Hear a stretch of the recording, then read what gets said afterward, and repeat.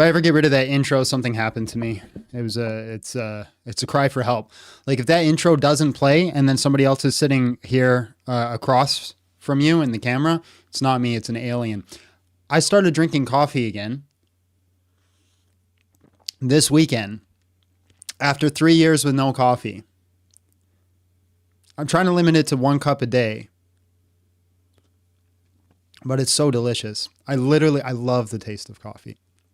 I love the taste of coffee. What's up, guys? How is John on drugs? It's just coffee. How's everyone doing today? Let's do a quick prayer before we start. Lord, thank you for this day. Thank you for the blessings. Thank you for the ability to go live and talk to so many beautiful people across the world and to share your gospel. Thank you for the opportunity to participate in things like that. Lord, you don't need us to do it, but you give us the opportunity to do so.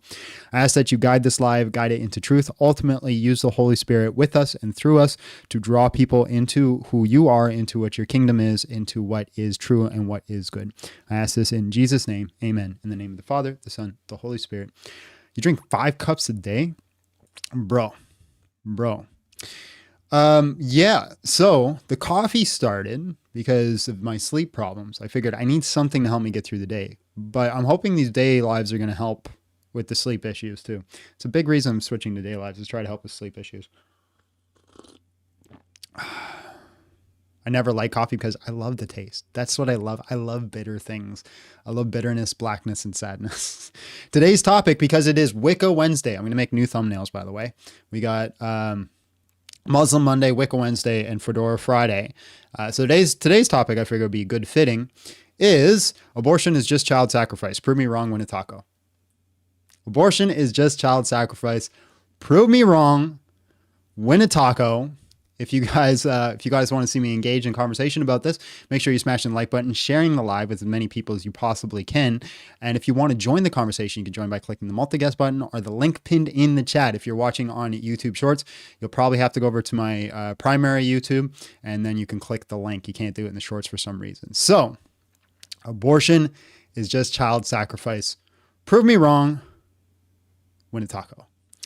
Good morning. May God bless this day and the stream. Yeah. Oh yeah. And smash the like button, share the live. So that way we can get out. We got to get to the morning folk. We got to get to the morning folk, the day livers, the day streamers, the English folk, people in different parts are wrong. I spelled sacrifice wrong. Sacrifice. How do you spell sacrifice? I actually have terrible spelling. Is it sacrifice? Oh, it is too. See, that's what happens when you sound it out. My wife works with kids, so she always giggles at me because she's like, "You sounded it out correctly, but you misspelled it." How am I supposed to have every word in the English dictionary memorized, ladies and gentlemen? How am I supposed to do that? Man buys headphones and Mike thinks his opinion matters. No, I just bought headphones and a mic and always had an opinion, but now people listen to my opinion. That's how it works. That's how it works. You just get headphones, a mic, and then all of a sudden people listen because they're bored. They have nothing better to do with their day. We'll post entire lives of moving to day streams. Yeah, I'm going to move to day streams. Unless the lives start flopping, then I'll head back to nights. But I think days are better. Is it spelt or spelt? I don't know, bro. If I passed English class, I wouldn't be doing this. That's a fact. All right. I don't expect because it's not my usual topic. I expect this to take a while to get guests, but we'll see. Spelled.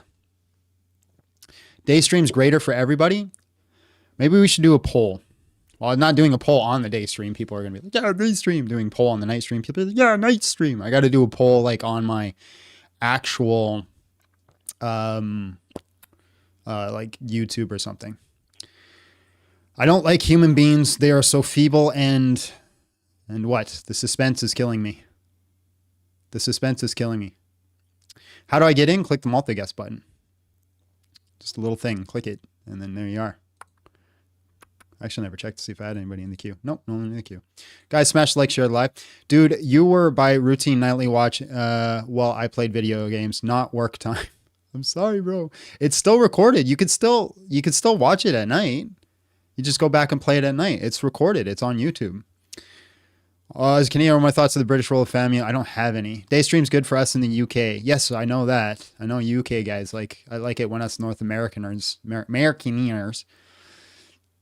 do the day streams. Gets out to you guys. Need a ALC and walk with the spirit here. ALC and walk with the spirit. I don't know who they are. Oh no, I know who they are. Never mind. The mods. I thought you were talking about like streamers. Yes, I know who they are. Yeah, that's the problem. They're night guys, aren't they?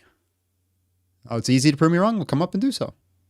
You don't need a poll to know you'll feel better operating during the day. It's more health. That's true. But the thing is, I'm not here for me. I'm here for you. You could play and listen at the same time. I can too. Yeah. Canada is a British country. Well, we're British sovereign, but we're not really ruled by the Brits. Is this philosophical, political, and theological? Yeah, all of it. Yes. You play For Honor? No. Loved the night streams because I had it in the background while I made dinner. Sorry, Chelsea. Children are born. There you go. Done. What? What? No problem. Rule Britannia waves. What? What are you guys talking about? You have to define the term before anyone can approach this. Sacrifice. You're sacrificing your child for something. You're ending your child's life for something else. Looking forward to seeing how the New Ager debates play out later. We'll see. We'll see. This is kind of a New Ager thing. This is Wicca Wednesday. We'll change it if we don't get any guests, though. Old Canadian red flag with British flag as corner is better than new. How am I doing? I'm all right. Any prayer requests for pray for better sleep and pray that we can put my wife in the situation that we're hoping to put her in the next year or so. But that's a secret. We're going to keep that between us. Mm-hmm. Hello, Sean. How are you? And just real quick, how old are you? 32. 32? Yeah. Yeah. Okay. Abortion is just child sacrifice. Prove me wrong. When in taco. Well, I'm an atheist, and I think that, well, I'm kind of 50-50 on atheist, on abortion. Are you from Newfoundland? I don't agree with it, maybe on... Sorry again? Are you from Newfoundland? I'm from Ireland. Ireland. Very, very close. Very well, not close, but like in accent, it's pretty close. Just real quick, Scott came in $5. Says, John, just wanted to say thank you for your channel. Had a good part in me for being born again. Awesome, Scott. Thank you so much for sharing that. All right, sir. Yeah, go ahead. Sorry for cutting you off. Yeah. I mean, I disagree with there's a soul, so I'm kind of like I'm leaning vegan, so I'm thinking like suffering. I think there's a certain time where the fetus feels pain or something. I think abortion should be allowed until then, and after that, it maybe should only be used for medical purposes, or if the mother dies or rape. Okay, hold on. Just don't use that R word. We'll get banned. You have to use SA. Sorry. Yeah. Okay. Sorry. So you say when the child can feel pain, right? So it's like arbitrary thing of it's being able to feel that. There's a disease out there where people are born with the inability to feel pain. Should we be allowed to unalive them? Yeah, but that's very rare. Doesn't matter if it's rare. That would be like, yeah. Should we unalive them? Well, can we find out when they're very young? Well, when can we diagnose them? It doesn't matter when we can diagnose them. They have the disease that through their whole life, they cannot feel pain. And you set a standard that if you cannot feel pain, you should be allowed to unalive them. So these people cannot feel pain in their adulthood. Should we be allowed to unalive them? If no, why?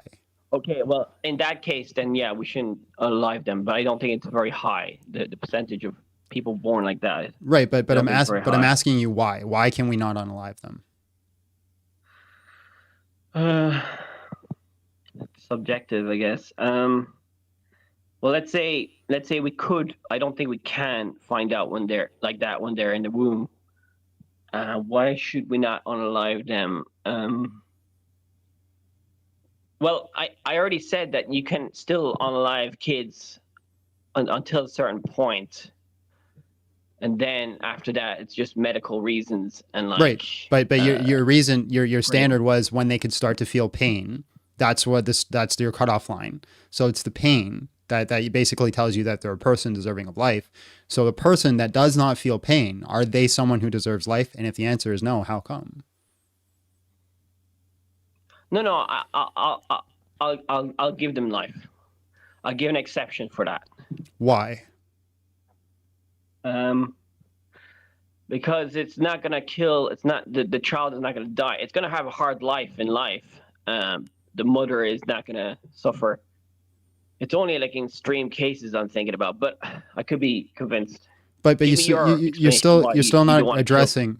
addressing the argument on why you would not be allowed to unalive, and we have to use those specific words for the terms of service.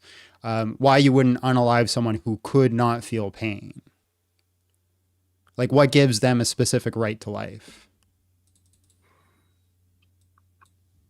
Well, you're doing devil's advocate here. You're trying to be pro-abortion here.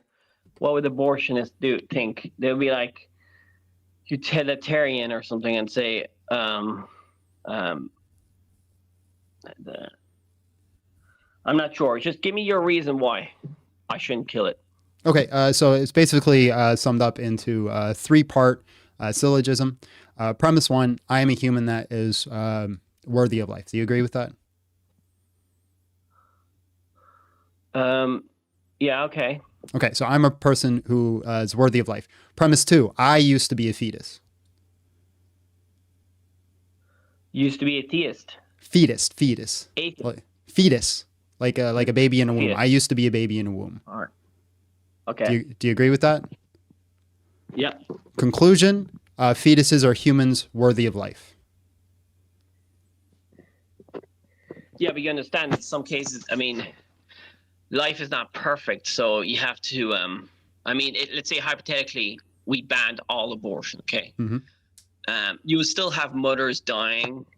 You probably, you'll have to take care of the children that were given birth. Hi, Like, you'll have to have and there'll be overpopulation problems. Well, we definitely don't have an overpopulation problem. Most of the world is barren. Like, for example, Well, no. I live in Canada. Live in Canada. Over 90% of Canada lives in like the bottom 2% of the Canadian country. Most of Canada is empty. Yep. Same with the United States. Well, I'm talking about the resources needed to feed all these people. Yeah, we don't have an issue with resources. Oh, yes, we do. Some scientists I follow say we're running out of resources soon. Which resources and which scientists say that? Fossil fuels, nature. Well, we don't need fossil fuels. Michael Brickman came in and said, abolish abortion 100% is murder. Keep up the fight, John. God bless. God bless you too. And thank you for the... Money. Okay, so what would you do with, let's say abortion is banned. Give me your ideal world. Yeah, abortion's banned. Okay, but what would happen? Give me the details. That's the ideal. We stop unaliving innocent people. Okay, but what would you do with grape, and well, grape should also be abolished. We should throw anybody who commits grape into an acid pit. Hopefully, actually, we should throw them in an acid pit that slowly fills up over a slow period of time. I think that's what we should do with grapists. Okay. What about let's see now. What about overpopulation? What would you do about overpopulation? We don't have an issue with overpopulation. But let's say hypothetically, in the future, if there was. Pro-life Chloe came in with $1.99 and says, John is doing my favorite topic. We need to collab now. I assumed it was your favorite topic about your name. Yeah, absolutely. You can collab. I'm 100%. Mitchell Bricken came in with $2, says, Mitchell, not Michael, same root, different. Sorry. That's my brain. It doesn't work right. Yeah, so we don't have an issue with overpopulation. No, but hypothetically, let's say there was. How would you deal with it? Not abortion. Yeah, so I probably put in laws for like abstaining, for abstinence. Yeah. What do you think about contraception? Yeah, contraceptives. Are you okay with condoms and education and all that? Mm-hmm. Say that again? Yep. That's fine. You're okay with sex education and all that? Yeah. Okay. I'm 50-50 on this problem. I'm not fully for wholesale abortion because I still think that but I heard that the late term abortion people, it's quite rare. and it's mainly probably to do with medical Not problems. not as rare as you think. I've What, I've debated people. I've debated people that hold the bodily autonomy argument and basically state that it doesn't matter when you have the right to remove someone from your body. say that again? I didn't understand. Sorry. There's quite a few people who advocate for late-term abortion. Basically, they hold to what's called a bodily autonomy argument, which basically states no matter what, you have the autonomy to your body, so you can unalive anybody who is attached to it for any reason. Even without health reasons, just for Yeah. I want to. Yep, they exist. There's quite a few of them out there now. And I got to give them props because at least they're consistency. They have consistency. But what do you think about God doing natural abortions? Well, God is What the are they called author. again? God is the author of life. He decides when everybody dies or unalive. Sorry, if you unalive from old age, that's because of God's will. Yeah, but do all aborted babies go to heaven? I don't know. Most Christians would say yes because they haven't sinned. So if he aborted everybody, would everybody go to heaven? Again, I don't know. I'm not the author of. I don't get to judge who does and doesn't go to heaven. Well, it's a very important subject because if you had this locked on, then everybody would abort all the babies. Obviously, the human population would die, but at least everybody would go to heaven. Wouldn't that be better, hypothetically? No, there's a reason that we have to be on this planet to make our choice. If the only reason to live was to make it to heaven, it would logically follow that every Christian, as soon as they become saved, we shoot them in the head, and we shouldn't do that. No. So you're saying that if they're saved, they still have the potential of going to hell? Well, yeah. So I'm not making a claim on who does and doesn't go to heaven or hell, right? All I'm stating is that there's a moment, doesn't matter which Christian you ask, if the moment they confess Jesus and the moment they accept repentance and the moment they get baptized, whether you're Catholic, Orthodox, Protestant, they would all agree that you are saved at that very second, right? Some would disagree if you continue to be saved or not, but that very second you be saved. It would logically follow based off your reasoning that the moment they do that, we just unalive them because they would go straight to heaven. And I don't think that logically follows. Okay. Ask me more questions. I don't have much to say. Well, yeah, if you're good, I got a couple other guests if you want to move on. All right. So you don't have any questions for me? Well, I think you should take the pro-life stance. Why don't you? Just real quick, Michael Henton came in $4.99. Should we do evil then so that grace may be abound? Surely not. Amen, Michael. Good quote.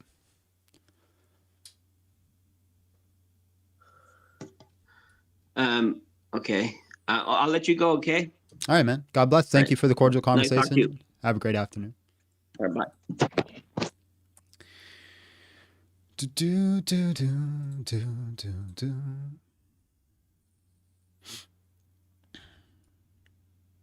Okay, first of all, Hello, how are you? And just real quick, how old are you? I'm 16. All right, God bless. Have a great day. Okay, bye. Mm-hmm. Sorry, I didn't mean to cough in your guys' ear. That was very rude of me. Guys, smash the like button, share live. We're doing a different topic today, so it's going to take us a while to find the people who would disagree with it. Donnie 12 Toes, hello, how are you? And just real quick, how old are you? I'm 30. How are you doing today?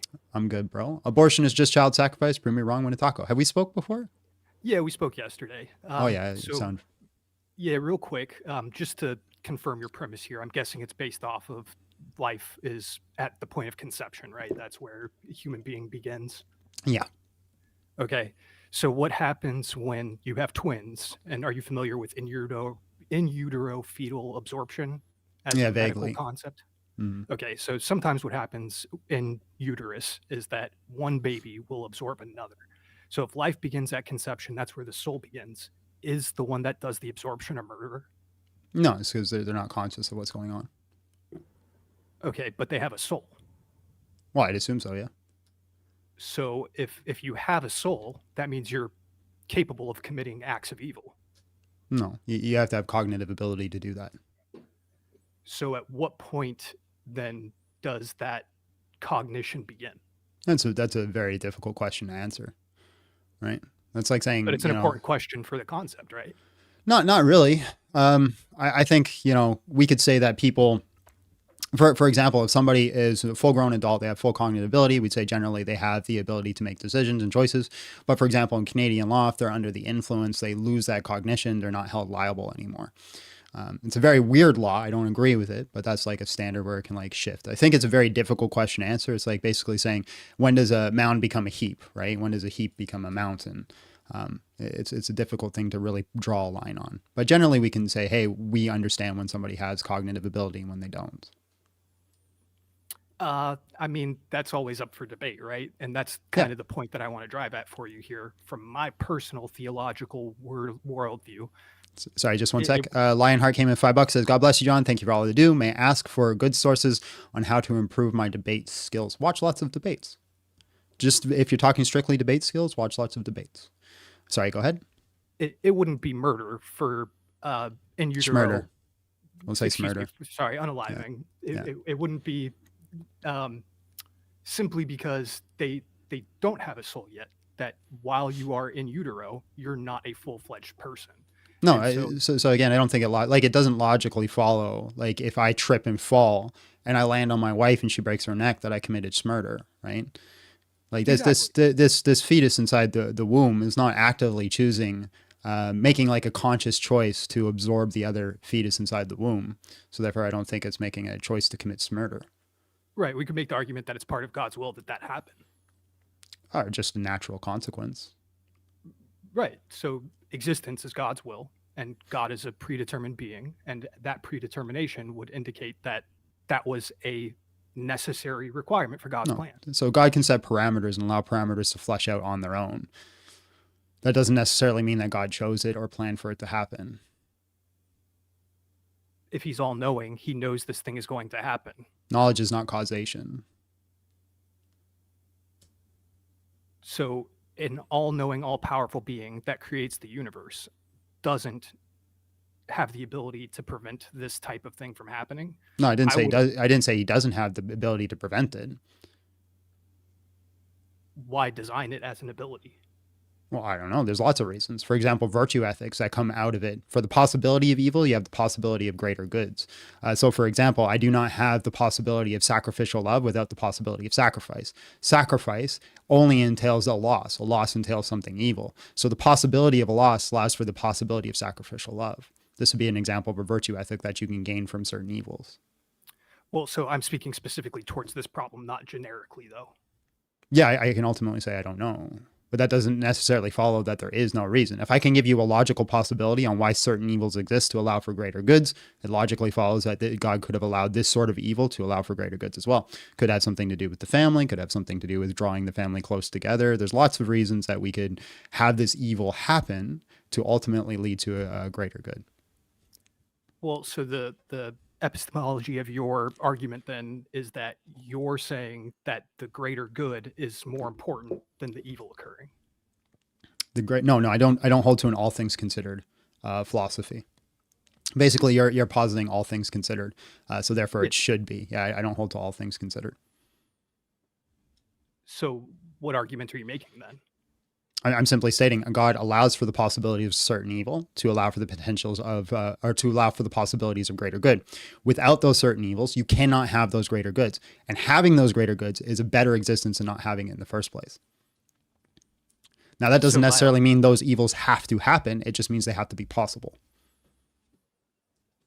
Okay, so it has to be possible for in utero fetal absorption to occur for what greater good? Yeah, I don't know. Like I said, we can give all sorts of ideas and possibilities, but I wouldn't ultimately know what the reason is. Well, I'm not asking you to know. I'm asking you to conjecture. Yeah, I don't know. You know, like I gave a conjecture already earlier when I said, for example, maybe it draws the family closer together. Okay, I missed that. That's my fault. Yeah. No, you're okay. So I will say that abortion as child sacrifice is an interesting concept and feels a little bit clickbaity for me. Is that an accurate assessment?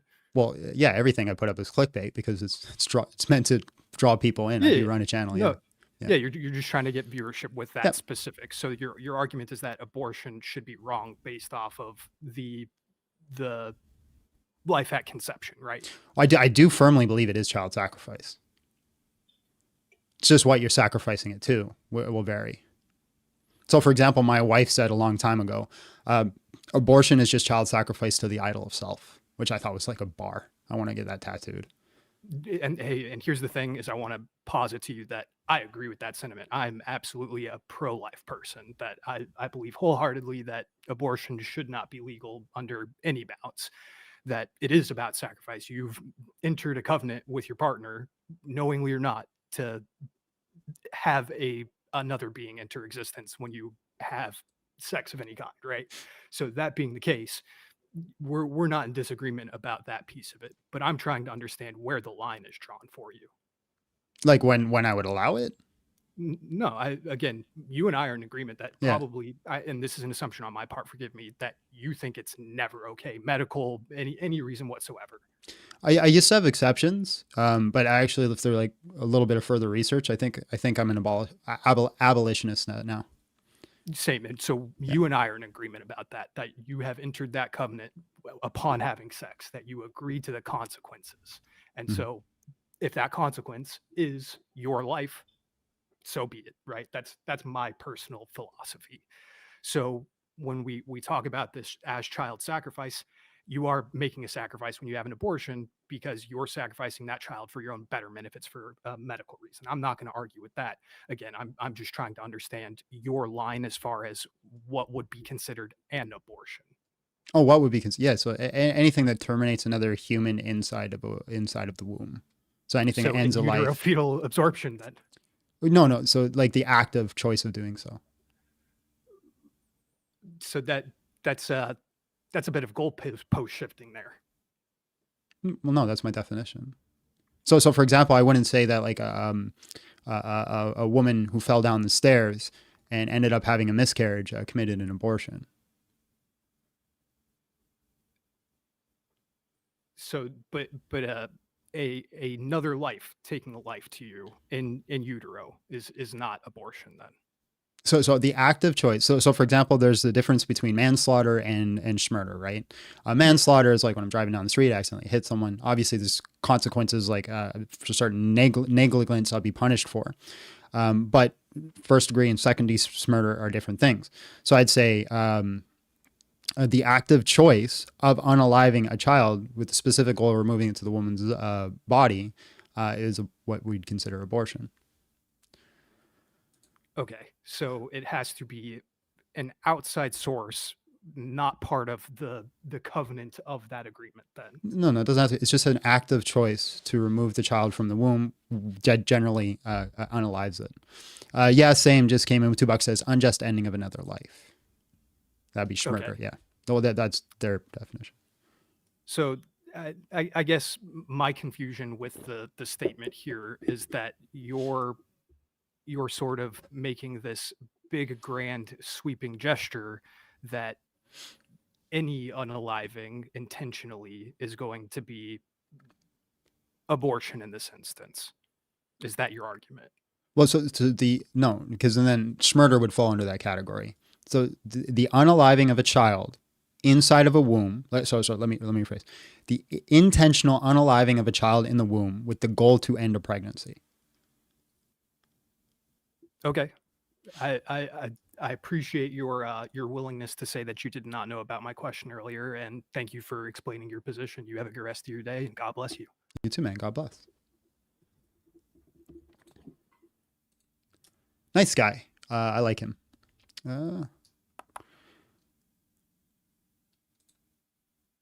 Guys, smash the like button, share the live if you want me to have more people to have a conversation with. Hello, how are you? And just real quick, how old are you? I'm 18.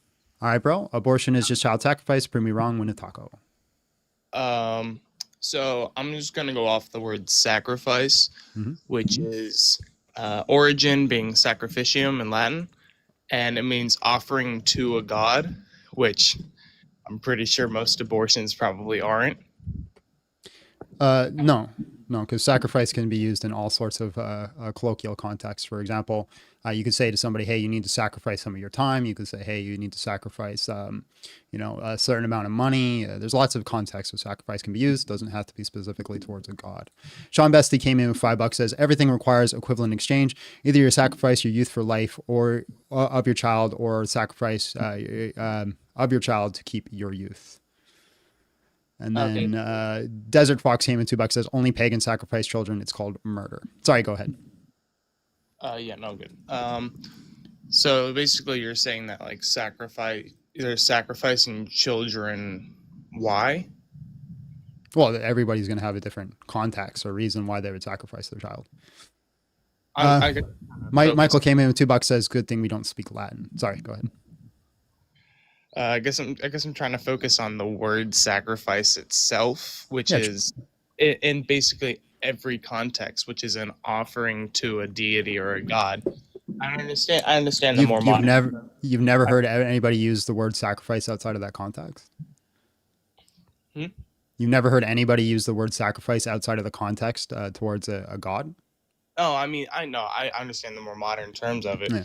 But when you're talking about child sacrifice, most people would be thinking something evil. It was like the followers of Baal or Baal, yeah. That's usually what people bring up. So it's not child sacrifice. Yeah, it's child sacrifice. You're sacrificing your child to a specific idol, whatever you consider God. It might be yourself, might be your own culture, might be finances, whatever you're holding to a standard of a god, I suppose. You could be humble without sacrifice. You could be humble while still having an abortion. You could be not humble. God. Why? How does anybody have an abortion and still remain humble? It's a purely selfish act. There is no selflessness in abortion. Okay, so then at what point in a child when something is becoming a child through the stages of not giving birth, but through the stages of the child being in the womb, at what point do they become human? So then the moment of conception. Okay, so then wouldn't anything before that not be selfish? Because then it's just correct. Yeah. So anything before conception is just a preventation of impregnancy. Right, but then how is that selfish? Well, it would be selfish. I'm not saying it isn't. Because if it's not a human being yet, then you're just removing something from your body. But it's not in the body yet because there's no conception. Well, it's in the body, but it hasn't gone into utero at this point. So. Right. So how is that selfish? You're just. It is. It's still selfish, but it doesn't end a human life. You can do selfish things that don't end human lives. Yeah, you could also be doing it for other people as well. Like if the guy, you and him had schmecks, and you guys didn't want to keep the baby, then it would automatically be unselfish. It would still be a part of it. It's a selfish reason. You don't want the child. It's a selfish thing. I'm not saying it's immoral. I'm just saying it's selfish. You can have selfish things that are not immoral. It's just murder. You're not sacrificing the child. I don't think you heard what I said. Go ahead. Yeah, so you can have selfish things that are not necessarily immoral. For example, I go choose to eat a piece of cake. That's a selfish thing that I do because it's for my own pure joy and excitement. I don't need to have cake, but that's not a bad thing.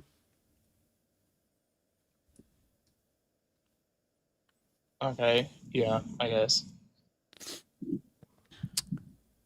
Desert Fox came in with $2 and says the caller is correct. Well, thank you for the money. Thank you, Desert Fox. Yeah, child sacrifice, if you look it up, like probably basically anywhere, it would be that it is to a god. So I'm just going off of that. Okay. Just the overall definition of sacrifice over schmurder or kill. I just want to point out to the chat that every time I host debates like this, people don't actually generally want to come up and argue the rhetoric. They want to argue very specific terms of definition so that they could technically win an argument rather than actually focusing on the rhetoric or the goal. I know. This was just the one point I wanted to make. Yeah. Did I want to talk with you yet? No, bro. You don't want to All talk. right. Go. Have a good day. All right, man. God bless. Right, you do define terms. I defined the term of what I meant by sacrifice and child sacrifice, and those were my terms.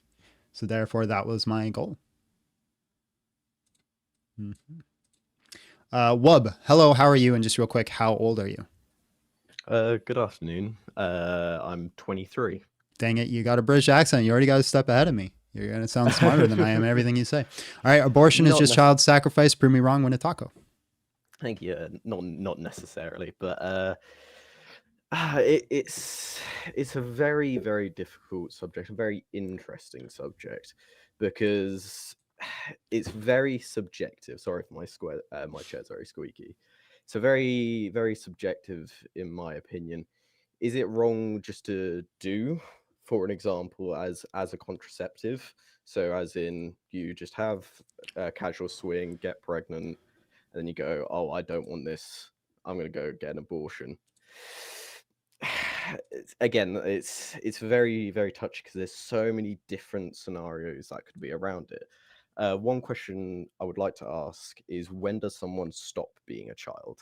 It will come in context later. That's a great question. I'd say generally, we'd say somebody stop being a child at the age of 18, because that's usually when they've completed their puberty cycle. Okay, so for example, which happens a lot, is very, very young girls becoming pregnant, and very, very dangerous to have a child at a young age, especially. Do you want me to censor myself? Yes, yeah. Use the terms of service, please. Okay. So I'm just unconsensual. Yeah. Okay. Is that the way you want me to say? Yeah. It's grape. It's just a wonderful fruit that we eat out of the fridge. Sure. That's what I'm talking about. If a young girl gets unconsensually raped, becomes pregnant, does that mean you're sacrificing a child for another child? Because it's incredibly dangerous for young women to go into pregnancy. Yep. You'd be sacrificing a child for another child. Therefore, you would say it would be wrong to have an abortion, or it's just like exchange. Like, I'm just curious. We don't unalive other innocent people for the sake of other innocent people. But it's a maybe situation. It's so, because the child will be, even just the growing up of that child in that situation of that fetus growing up in the child in this example is already causing a lot of danger to that fetus as well. So you're essentially, you're going, I'm going to roll the dice, instead of saying, let's guarantee save this one child. No, we do everything we can to save both children. We don't just throw them out into the wilderness and say, have fun with it, right? We have lots of medical procedures that can end up, for example, C-section, things like this. It's not fun for the child. The child is going to go through horrible things, but we don't choose the unaliving of another innocent human being to save other human beings. We don't do that. For example, I can't walk out into the middle of the street, unalive somebody else and take their kidney and give it to you if you need a kidney. We can't do that. Extremely valid statement. It's just in your extreme case of stealing someone's kidney to save someone else, you'd obviously say that is wrong because that person is fully grown up, and then you're also going to get into case. Why can't you say? Well, that's not why I say grown up. But sorry, I don't say it's wrong because they're fully grown up. I say it's wrong because we don't unalive other innocent people. We don't unalive innocent people. We just don't do it. Don't Be Dumb came in with $9.99, said abortion is a selfish act, sacrifice morals and responsibilities. The only reason it became acceptable is from the time it became normalized and people desensitized. kind of agree. Yeah, I kind of agree too, because morals and ethics do evolve, and because we'd obviously view things differently from 1,000 years ago, for example. Mhm. And so, as your God said, no murder whatsoever. Schmurder. And sorry, Yeah, you're good. so none of that ever. Hard and fast rule, bang, right? 1,000 years, couple thousand years ago, this is hard and fast rule. There was also hard and fast rules for other things now that we don't agree with. But as we grow and evolve as a species, things become more subjective and things change. And I think that what your opinion is an extremist point, but a valid point. There's that's something I do want to reiterate, is your point of saying everything is murder. This is abortion is fully wrong, is still a completely valid point, and is still a value point in morals and ethics for us to say, okay, this person is having, for example, the child point I said, and you're saying it's extremely wrong. But I think we just need a good middle ground. And I think going to this extreme for every single I don't think we thing- compromise on murder. We don't say, hey, you can murder sometimes. Michael Hayden came in with 499. So we've evolved past thinking unjust taking of life is immoral. Yes. That's not necessarily the point I'm saying. It's again a very touchy subject and something that we always need to talk about, because if you don't, it could, as you say, end up in unjust unaliving of fetuses, and if we don't talk about it, there will be unjust times. Like, I don't think there is a just time. That's what I'm saying. That's my claim. Yeah, I do think they're in just times in very, very, very specific scenarios, and every single scenario is different. Like, should will the woman even be alive afterwards? And as you say, sacrificing yourself. The point you're saying with the sacrificing yourself for yourself is a selfish act. I will agree completely on that point. Is you could define that as a selfish act. So generally from my research, there really isn't any there isn't really any case where a woman's life is generally going to be in line outside of ectopic, and during ectopic, the child is already gone. Like, you can remove the child at this point; they're not going to live. So I don't really see a case on why we'd have to, like, let's say hypothetically there is a case where the mother is going to pass away if she births the child, then I say the mother has the right to preserve their own life. That's just an intrinsic value that we have in us, but I generally don't see those cases. I like that point that you made, is you still disagree with it, but you still allow that women's choice. Do you want to make it a law? No. What I have a problem with. Yeah, absolutely want to make it. So the reason I would say that if the mother's life is on the line is because we have this intrinsic, let me put it like this. I think it's Sweden. I could be very wrong about the country, but I know there's a country that holds a certain law that it's not a crime to try to break out of prison. The reason they say it's not a crime is because humans have this intrinsic desire to be free, and it shouldn't be held against them to be free. It's the same kind of standard that we say to life. I have this intrinsic desire to live, and anything that tries to impede on my own life, I'm going to try to stop. So for example, let's say that you end up in a psychotic episode by no fault of your own. You come to attack me and do me harm. It's not that you wish to do me malice. It's not that you're a bad person in your heart and soul, but you're coming to do me harm. I could unalive you to save my own life. Yeah, self-defense. Yeah, in a self-defense scenario. So I'd say that kind of holds up in the matter of pregnancy too.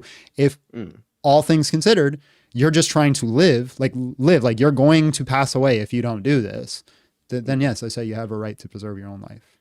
So you're absolutely 100% right to preserve your own life if it endangers yourself. Like, if you're going to, like, for a fact, if you do not do anything, you're going to pass away. Like hemorrhaging is a very common scenario in pregnancy. So again, my biggest problem with that is making it a law. is what I really do Cool. have a problem So with. do you think we should remove the laws of unaliving in general? Like, should I be allowed to That's- unalive my neighbor? In my opinion, and quite universally stated, that's just a completely extreme, and as you say, because what you say is you're defining this fetus as a life, and that's a different conversation. Well, it's part of the same conversation. Is when does something you say divine has a right to life, and So you're I don't know if you heard it earlier, but my premises are simple. I am a human that has a right to life. Yeah. I used to be a fetus. Conclusion: Mhm. a fetus has a right to life. So the same rights that fall upon me for bodily protection should also fall upon the fetus, because I used to be a fetus. Yeah, understood. And then you're with your argument where you're saying, therefore, I should murder my neighbor, as you say, Schmurder. right? Sorry. I might haven't had to TikTok do this Shop is a before. great thing. Everybody go shop TikTok Shop. It's such a wonderful place to be. I apologize for not censoring myself. I never had to do it before. But it's difficult. It's difficult because, as you say, I used to be a fetus. Say the same thing about me. I value my life. I'm atheist. I value my life because I was born. I'm glad I wasn't aborted, and I'm happy that I wasn't. And it is difficult, and to bring the parameters of when does it become a life and when does it become value. And you say it becomes value the moment it becomes more than one cell. No, because the moment of conception would be single cell. Yeah, single cell. Sorry. I say the moment it becomes a human. And that's your personal definition of becoming human. No, which, that's not my personal definition. That is the consensus amongst biologists. I was literally about to say, yeah. And yes, that is took the words literally out of my mouth. I was about to say that. It's just because. So I'm just making sure I formulate my idea properly. So, not idea, thoughts. It's, as you say, it is inherently selfish. Yes, I agree with that. It is inherently selfish. It is inherently putting your life before someone or something who doesn't have a say yet. That is also true. That and with what you were saying is just because it doesn't have a voice yet, just because it can't even formulate a voice yet, does that mean it simply doesn't have a right? Cool. Sounds like you're pro-life now. Congratulations. Welcome to the winning side. I'm not pro-life. Okay. No, I am pro-life. It's just I always think it should be a choice that you can have. And should I be allowed to choose to murder my neighbor? No. Why not? Of course not. Of course not. Why not? It's very difficult. It's very difficult because you're obviously expanding that to that person is now obviously a fully fledged thing. Again, just because it's a single cell doesn't mean what's the difference between a single cell and a fully formed baby. And why does that now, when it's a more of a formed baby, does it give does it have more of a right? The reason why I don't think you should fully outright ban it is because of back to my original point, because of the very specific scenarios of a child getting raped and then having to be so what other forced. scenario am I allowed to unalive an innocent person to save another innocent person? Which is why we need to have these conversations, which is why we need to have Ramsey, it's a Wednesday. Sorry, go ahead. No problem. Which is why we always need to talk and have these lines drawn, and every opinion matters. Where you say it's completely wrong all the time, whereas I think, again, in these specific scenarios, does it endanger both lives? Does it endanger one life? Does it was this child because of unconsensual? I don't think that matters. Right? You don't get to unalive an innocent person for the sake of another innocent person. And you haven't given me a reason why we should. I have given you a reason why I should. It's like it's the, again, I know I keep bringing up this topic, but it does happen a lot. Not a lot, but it does happen. When it's grip a child and Yeah. So I agree. A horrible thing happened to a child. Yeah. But why do we sacrifice the one child for the sake of the other? Where there's no other scenario in life where we go out and sacrifice one innocent person for the sake of another innocent person. Why is this the exception to the rule? That happens all the time, to be fair. Happening is not an ought claim. That's a descriptive claim, not a prescriptive claim. Nick Martin came in with $5, says, love this. All pro-abortion equals pro-slave arguments, not a human, my body, my choice. They aren't developed. It's convenient for me. Their life is hard, money. Not wrong. Yeah, so things happening doesn't necessarily mean it ought to happen. Yeah, okay, true. Yeah,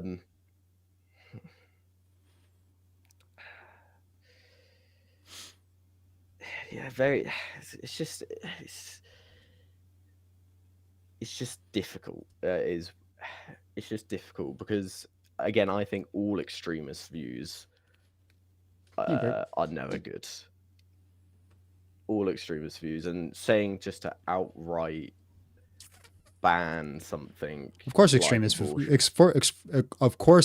views are good sometimes. We have an extremist view that we shouldn't be allowed to unalive innocent people. That's generally how we live in society. That's an extremist view that you think is a good thing to have. Do I read the chat? No.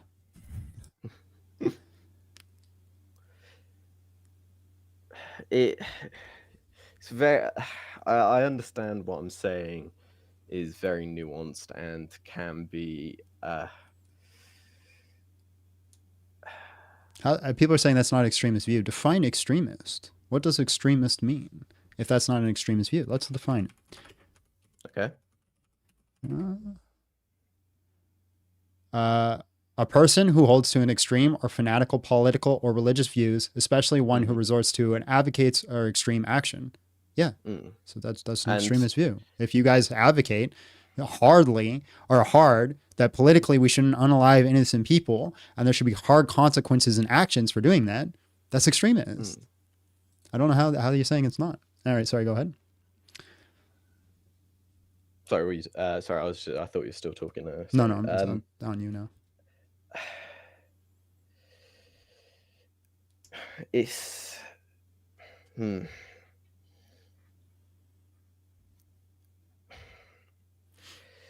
again. While you're thinking, I'll read the super chat. Dude, Marx did such a number on our institution.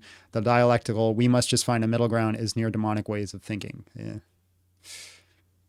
True. I again agree with that, because you could say somebody could go to an extremist point of view, and then you guys have to find, and then finding the middle ground. Somebody said if I was married to a woman, I would know. I am married to a woman. Oh, happy for you. Thank you. Like, you guys are lucky she's not on here.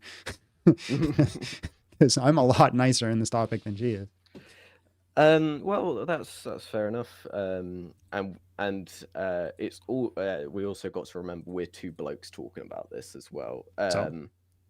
I was about. You just assume my gender? I apologize. Unlucky woman. You're absolutely right. She is a very unlucky woman. I am the lucky man in this scenario. You're not wrong. All right, sir. We kind of hit a stalemate, so I'm going to jump on to the next person. Oh, no worries. Have a good day. All right. God bless, man.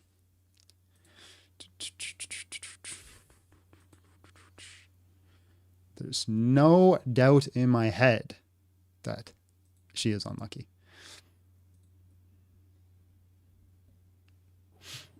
Hello, how are you? And just real quick, how old are you? Hi, how are you? I'm 28. Okay. Abortion is just child sacrifice. Prove me wrong. Win a taco.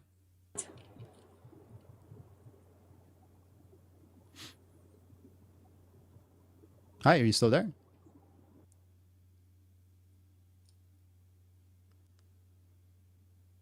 Okay, God bless.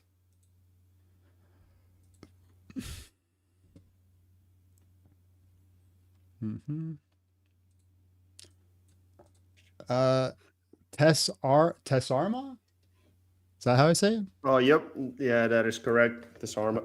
All right. Hello. Hello, how are you? And just real quick, how old are you? I'm good, thank you. I'm 21 as of yesterday, so Happy birthday. great. So abortion is Thank you, just man. child sacrifice. Prove me wrong. Win a taco. I don't know. Honestly, I think my whole opinion on this is when it becomes a child, right? This is the whole argument I would use. Okay. 'Cause, Just real quick, Alex came in with $2, says, why are the pro-choice just insulting you? Because that's all the arguments they got. Except every caller I've had has been great today. So anyway, sorry. Go ahead, sir. Yeah, no. The whole argument I was gonna make is like until the fetus or the embryo, whatever is the official term, like is from the moment of conception until like a few weeks, it's still just like a bunch of cells, right?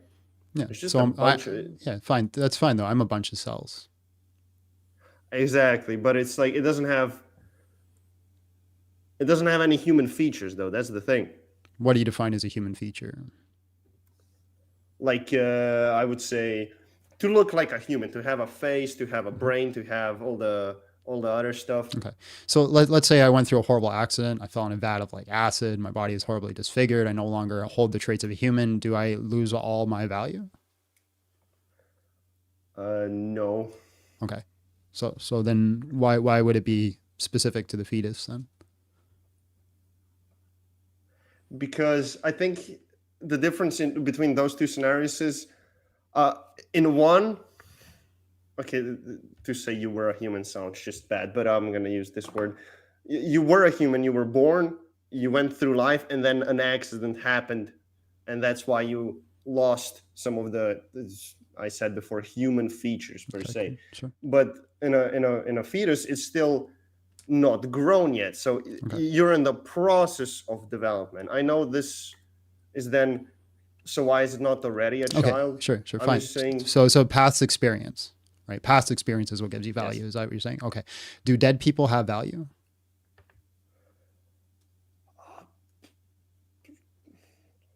I guess they have value in the. Do they have the actions same value perform. as the living? No. No, right. No, I would so say past no. so past experience isn't what gives you human value.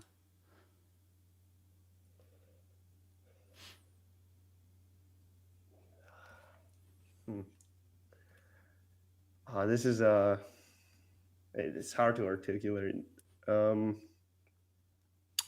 No, but I'm not saying past experience necessarily. I'm saying that I'm trying to say it's not yet human.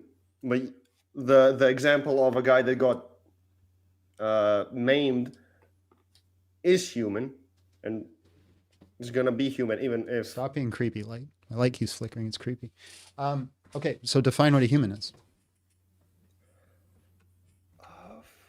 I don't know the official definition. I won't be honest with you, but I'd say. Well, it's, if you want an official definition, right? The official definition holds Sure. a fetus inside the womb to be a human, right? Because 96% of biologists would agree that it's a human and it starts at conception.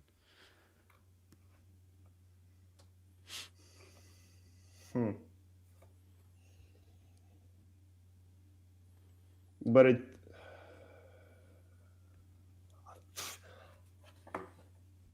Okay, sorry, I just got lost in the thought process. We were on specifically what topic we were in because we just went through like 3 things just now.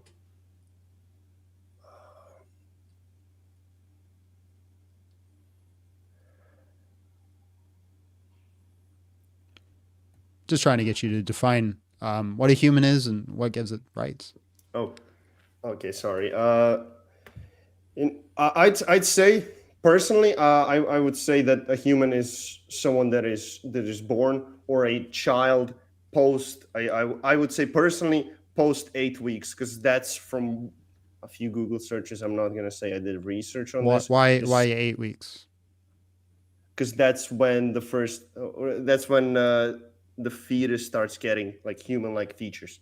But we already determined that human-like features doesn't make you a human. So why 8 weeks?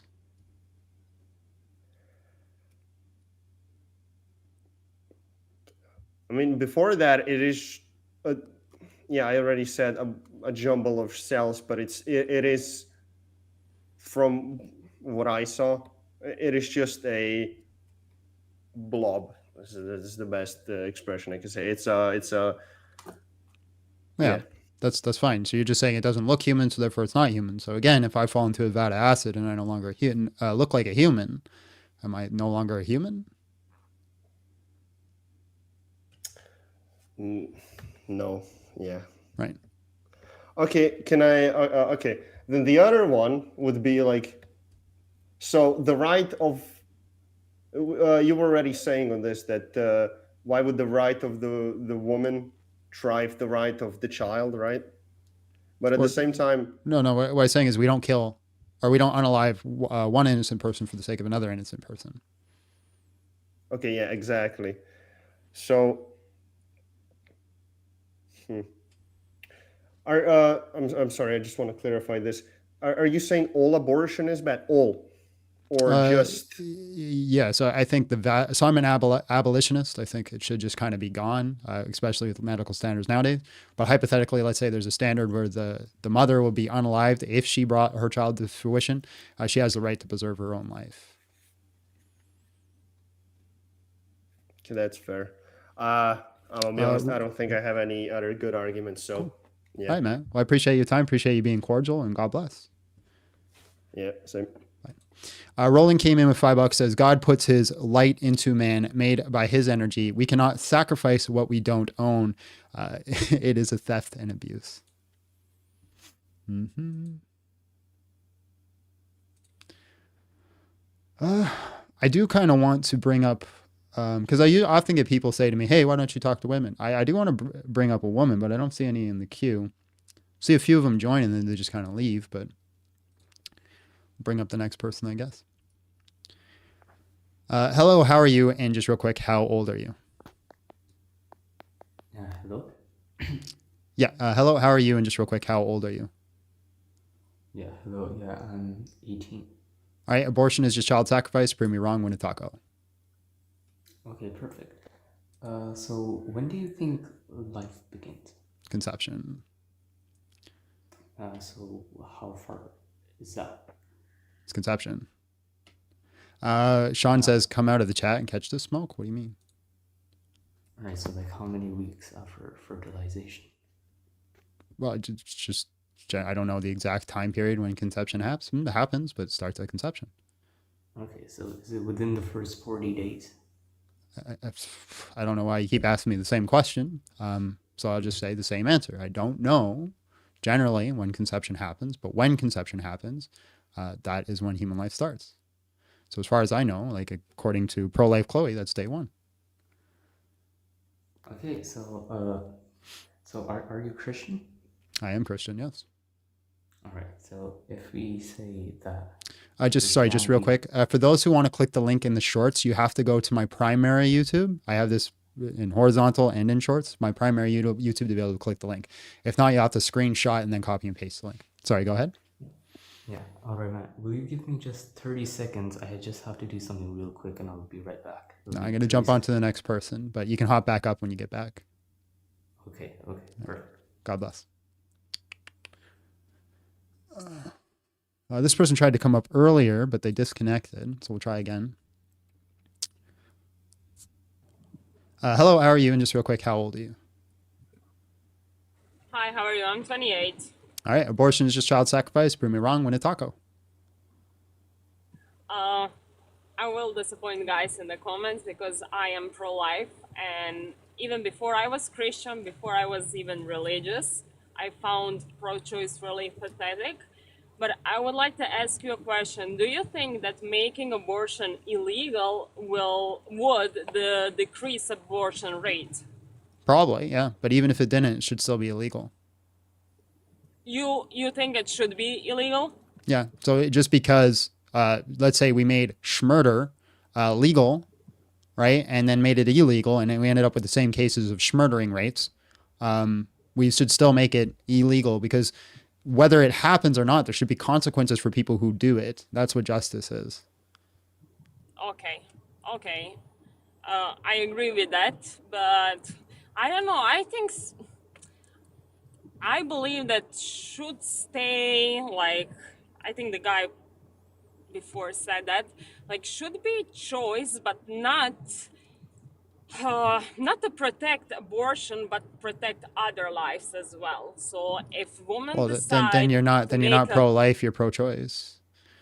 No, I am pro-life, But if you're saying people listen, should have the choice, then you're pro-choice. to protect other lives as well. Like, if women decide to have abortion, she will make it either way, and possibly with, like, Right, and she should have a no consequence if she medical- does that. Just like if I murder someone like next door, there should be a consequence. Okay, I understand your point. Thank you so much. All right, no problem. God bless. God bless. Bye.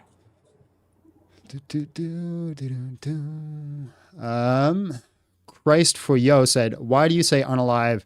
Don't you owe it to the unborn babes to say what it is? They are being schmurdered. Also, love the content. May Christ bless you. I say it because of terms of services. If I don't use those specific words, I will get bananaed. If I get bananaed, I can't talk about it.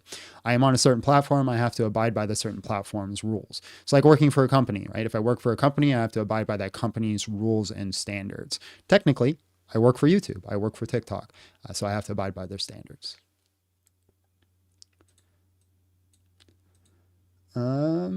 Smith, hello, how are you? And just real quick, how old are you? Good. How are you? I'm 27. All right, bro. Abortion is just child sacrifice. Prove me wrong. Win a taco.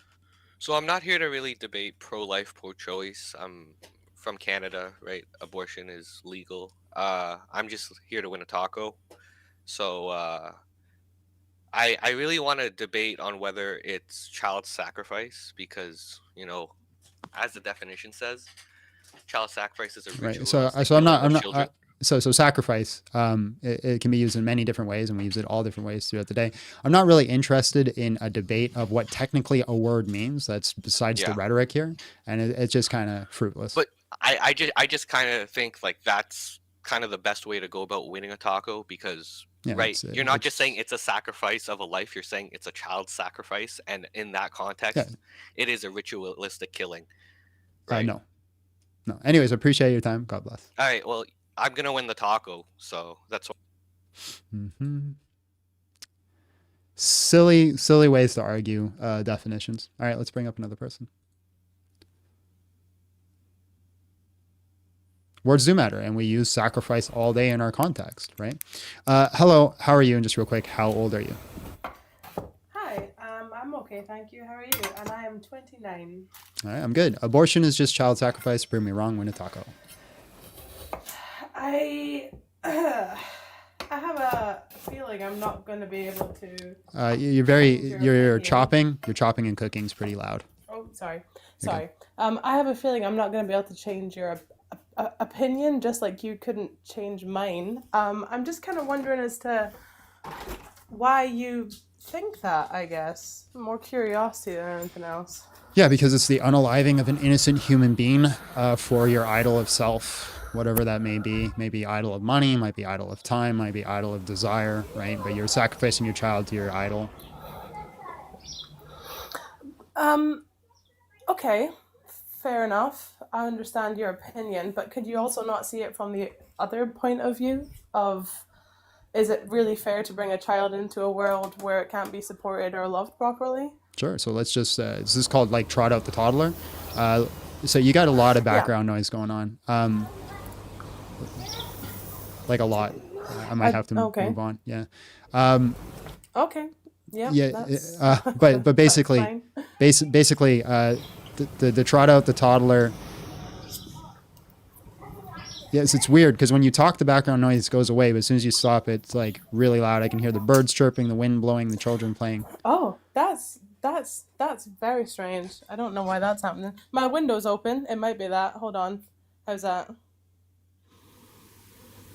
Any better? We'll try. So basically, Okay. you have a child. You have a child that I'm gonna mute you when I speak. That maybe that'll work, and then I'll unmute you. Okay. So the trot out the toddler. You say you don't want to bring a child into the world because it could go through pain, suffering, all the blah blah blah. Let's say you have the same thing. You have a child that's already born, 1 month old. Do you unalive it because it's going to go through pain, suffering, and grow up in a difficult situation? All right, now you got to unmute yourself. No. So I think those are two very different things. I think that if you know for 100% certainty that the child you're going to bring into the world is not going to have the life that it deserves, as opposed to it already being there. I mean, Well, what happens? it is already there. Like it exists inside the womb. It's just in a different geographical location. Do you not think that the very definition of a baby is not a technically it's a parasite when it's in womb because it needs the mother to survive? No, parasite by definition is something of a different species. No, okay, I'm not talking, but I'm just saying that it wouldn't be able to survive without the host. Yeah, a child infant cannot survive without his mother either. Yes, it can. No, it can't. What? Show me a child that you can put in the middle of the woods and would just survive. No, not alone, but it can survive without its mother. It cannot. It needs its mother. It needs sustenance. It No. needs comfort. It needs love. So, for example, they found in early studies that if you do not have human contact and all you're given is nutrients when you're born, you will pass away. You'll be unalived. So, just the simple fact of skin-on-skin contact is so important to a life. But it's not needed. It's not Yes, it is needed. necessary. It is necessary. If you do not have it, you'll pass away. What about Yes, it what about is. all no, If what you do about not have all the human babies contact that are given at up for adoption? right, they have a Like, different host.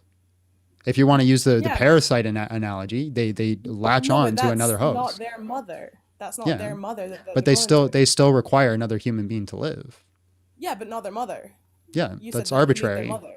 No, I said they need a human. No, you didn't. They still need a person to live. You said they need their mother. Well, that's completely irrelevant. That's arbitrary. Bro, that's what you said. Well, okay, I'll say that I said it. It's still completely irrelevant and arbitrary. They still need a person to live. Yeah, once they're born. Yes, but they still need a person to live.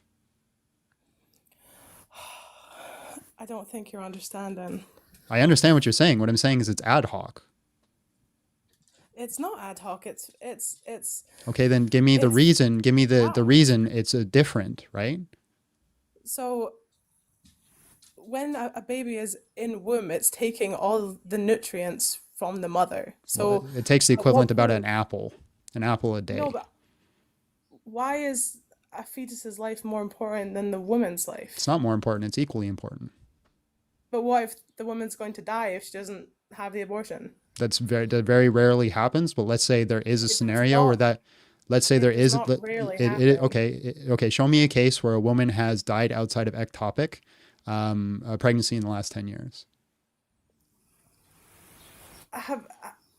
I don't know any off by heart. I'm in Right. the UK, but Right. I'm pretty sure I heard So something it about is very rare, but let me grant you your argument and say that, hey, she is going to be unalived. It's 100% chance that if she doesn't have her child, she's going to be unalived. Then yes, she has the right to preserve her own life. Just like if I was in a psychotic episode and I attacked her, even though I don't wish her a malice intent, she has the right to defend and protect her own life. I don't understand why okay, I hate to pull this card, but why as a man you think you can have a Did say you in assume my what happens to a gender? woman's body? Oh, don't even start that. But did you? Fine, as a biological man. How do you know I'm a biological man? Oh my god. You are infuriating. I don't know But if this how is do you know? clickbait How or do you your know I'm a actual biological man? opinion. I don't know if this is clickbait or your actual opinion, but But how do you know I'm a rough. biological man? I don't, I guess. Okay. So you assume my gender? Yes, I did assume your gender. Am I wrong? Yeah, I have a uterus. Prove me wrong. Okay, so if you have a uterus, why would you be going against something against your own cause? Because I do not think that you should unalive innocent human beings. How do you know they're innocent? Because they haven't committed any crimes. Oh, Jesus, man.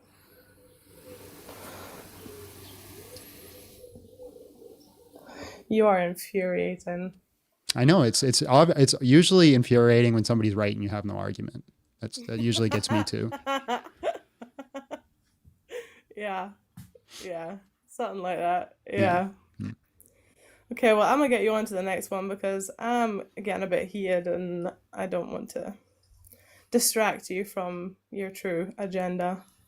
What's my true agenda? I don't know. Okay. Well, God bless. Have yourself a great day. Yeah, you too, bro.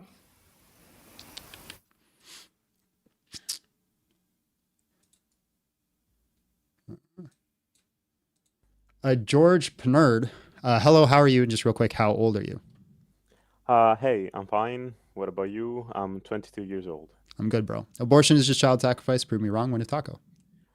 So unfortunately, every argument that I wanted to kind of present, you've made a great counter argument speaking to every person that was before me.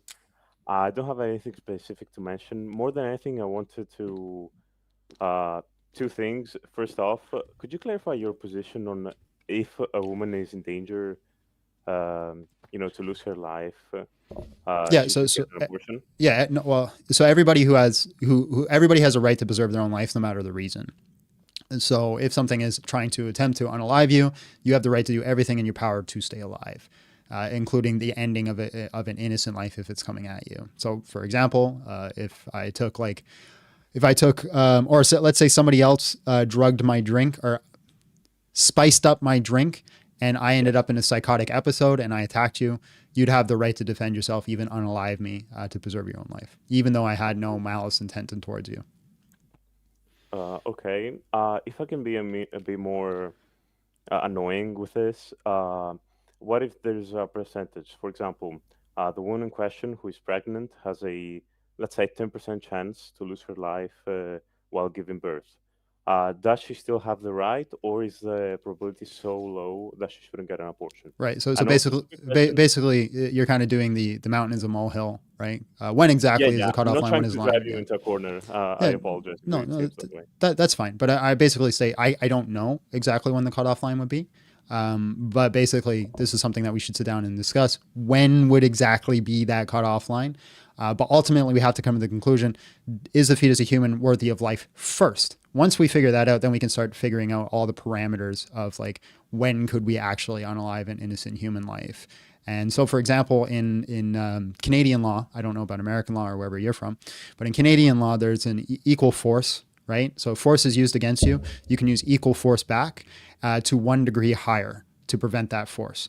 And so if somebody pushes me, I can restrain them. If they try to restrain me, I can use fists. If they pull out a weapon, I can pull out a pew-pew, right? And There's so on and so forth. and so on and so forth. So I think we'd apply some similar metric towards abortion.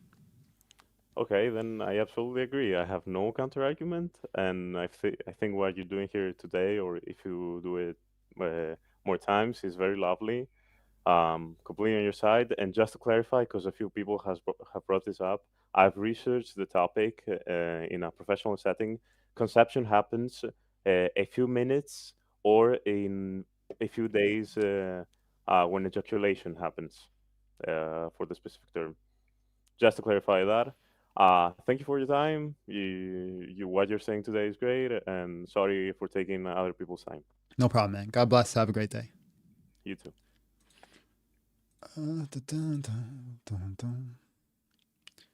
Somebody said mandate vasectomies. Okay, I will concede that. Let's do it.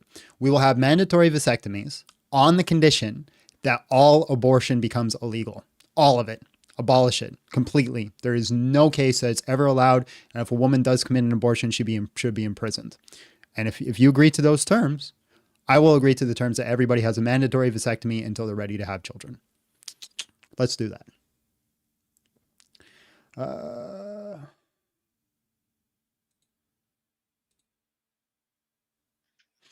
Hello, how are you? And just real quick, how old are you? I'm good. I'm 23 years old. All right, bro. Abortion is just child sacrifice. Prove me wrong. I just have a question. Are you familiar with the Aztec Empire sacrifices? Nope. So, a long time ago, there was an empire called the Aztec Empire, and they built these really big pyramids that they would sacrifice people that they caught in surrounding tribes Okay. top of to appease their gods or Well, what's this some have to form do of with appeasement. abortion? I mean, your statement is that abortion is child sacrifice, right? Mm-hmm. So do you recognize a distinction between Aztec human sacrifices and abortion clinic procedures? Yes. Just because there's a distinction doesn't mean it's still not true, right? It's still the sacrifice of another human being to a different idol, and those idols can vary. But the way that your statement is you're conflating abortion to be human sacrifice. I'm not conflating it. I'm making the active claim that's what it is. But you just said that you agree that Aztec human sacrifice is different and distinct than child Right. abortion. There's different types of abortion too, but that doesn't make it not abortion. Okay, but you understand that your initial framework is dishonest. No. Are you a moral absolutist? A moral absolutist? What do you mean by that? That means that, I mean, You're Googling it? don't understand it like this. I can't hear you when If you I leave the app. if I rape your daughter, You can't use are that you gonna word. let her have You a can't. child? You can't use that word. I'll get bananaed. You got to use the word If I rape or rape your essay. daughter, All if right. I God, rape God your bless. daughter, God if I bless. rape your God daughter, bless. if I rape your daughter, if I rape your daughter, Wow, that was pretty awful. Just coherent, normal conversation, and he just say, "We're just going to try to get you banned." Michael Heaton came in with $4.99. It's done in the doctor's office, not in a temple. That makes it not a sacrifice. Guys, everybody, TikTok shop. I don't know if that works, but I've seen a bunch of other people say, "Hey, TikTok shop is what gets you from not being bananaed." So everybody say TikTok shop is so great or something. There are other forms of human and child sacrifice. There are, yes. TikTok shop is great. We love TikTok shop, whatever it is. I don't know if that works. It's probably a myth. Probably doesn't work at all.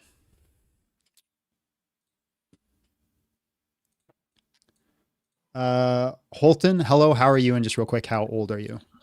Hey, man. I'm 25. All right, bro. Just are real you? quick. I'm good, man. The Demons Are Manifesting came in with $2, and then Matthew came in with 5 and said, abortion is usually all sacrifice to self plus money, career, better life, freedom, do what I want to do. All right, sir. Abortion is just child sacrifice. Prove me wrong. Win a taco. So, child sacrifice, I guess. What do you mean by that? It's the unaliving of an innocent human being to an idol. Okay. Ticky Tack came in with $5, says the TikTokers need to look up Wiccans doing sacrificial rituals with their ABs. Sorry, go ahead. Okay, so this has nothing to do with the definition of actual child sacrifice. It's clickbait. It does have everything to do with the definition of sacrifice, because sacrifice is used all sorts of times. For example, I sacrifice my money to certain things. Yeah, I sacrifice my course. time to certain things. But even if we use it in the colloquial sense of the original term of sacrifice, you're unaliving a child to an idol, which is what traditional sacrifice was. And if I can just ask, what would that idol be? It varies. So it could be like an idol of money, an idol of self, an idol of time, whatever it is. Okay. I kind of, like, not to be disrespectful, I just kind of think you're using your own definition and kind of leading on the colloquial use of it rather than the actual definition. You mean I'm using words how words are used all the time? Well, how words are used all the time, is based on the definition, right? If I No, say that's I'm not doing true. If I say no cap right now and you look up the word cap, what definition are you going to look at? There's Urban Dictionary, so no cap would be in there, but that's beside the point. So 10 years ago, what would it say? Okay, but we're talking about today. Yeah, but 10 years, what would it say? It doesn't interest me. Today's what matters. So I'm using words, how words are used all the time based off context and no, culture. I see what you're saying, but also based on culture, definitions change, right? So based off of context and culture, when I say sacrifice, most people understand that means I can give up time, I can give up resources, I can give up whatever it is. So you're sacrificing your child to an idol. right? Which Right. is exactly what they did in temple worship. And I don't know why everybody wants to debate what the definition of sacrifice is when the actual rhetorical goal is abortion and whether or not people should be allowed to do that. Well, What people who want to come up and debate what a definition of a word is just egotistical and just only wants to win arguments rather than actually focusing on actual I don't problems. think it's fair to call it egotistical. It is I'm egotistical. doing it because I'm not necessarily versed in the whole pro-life, pro-choice debate. But right? that's the rhetoric of this debate. Why'd you come up then? To win a taco. It's the banner says abortion is just child sacrifice. All right, God bless.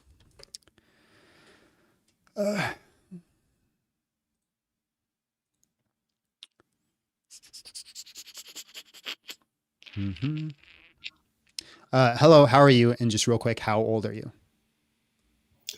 Hi, thanks for letting me chat with you. I am 56 years old. All right, sir. Abortion is just child sacrifice. Prove me wrong. Win a taco. I think there's a few different aspects to this. Start with the mother. There are many reasons it has to happen for their health, you know. And there's people in my country, the United States, who have had issues, you know, and had to go Sure, fine. So that's fine. So hold on. Let's hold on. I understand your context, right? Okay. Some people have health issues and therefore they terminate the pregnancy to fix those health issues. Let's say I have kidney problems and you have a good kidney.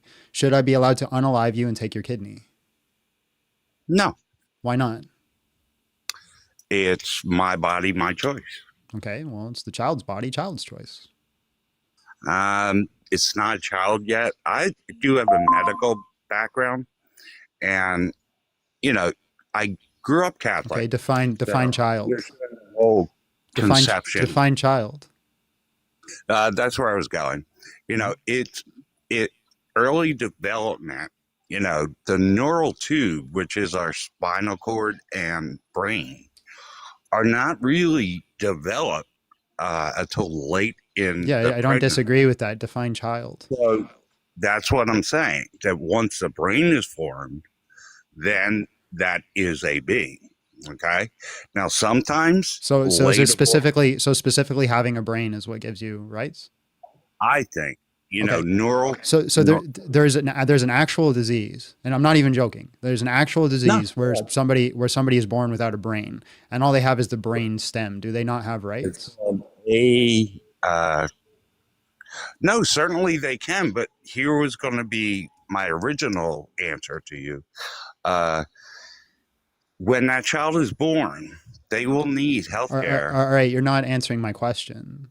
Oh, what? Right? So you originally stated that it becomes a child when it's born with a brain. Well, there's an actual disease. It's a real disease where children are born without brains. Right. Do they have rights? Yeah. If they are born, yes. Okay, so the brain is irrelevant then. What gives them rights? It happened. They were born, but then they need health care. Okay, but you're trying to go on a tangent. I'm not going to let you go on a tangent. I want to focus on specific points. So right, go ahead. You say originally that what makes them a child is they had a brain. Well, we gave it a scenario where having a brain doesn't actually make you have human rights or not. You'd say they'd still have rights. Then you change the goal post to being born. Now, my question for you is, why is the arbitrary act of being born give you human rights? If that's the case, somebody who is inside the womb and is going to be born in 12 minutes, they're about to pass out of the womb and about to leave, do they have human rights? Like late stages, yes. But if the mother so is it's not born then. It's the mother. You choose the mother above the child. That's not the question I asked you. I asked you, do they have rights? They do at that point. Okay, so it's not the geographic location. So what's giving them rights? The ability to live in an environment where it's not a state facility and they have bed sores. I've actually treated these children, and so that you're talking. The ability to live in a facility where they don't get bed sores. So older people who are bedridden don't have rights? No, they have rights. That's what I'm saying. Okay, so what gives somebody rights? If the society will support the child or anyone when they need help, then yes. the child should not be aborted. But I've seen, like you say, and Sorry, sometimes you're not answering my question. What gives somebody rights? it's humanness. Okay, well, Yeah. the moment of conception makes them a human.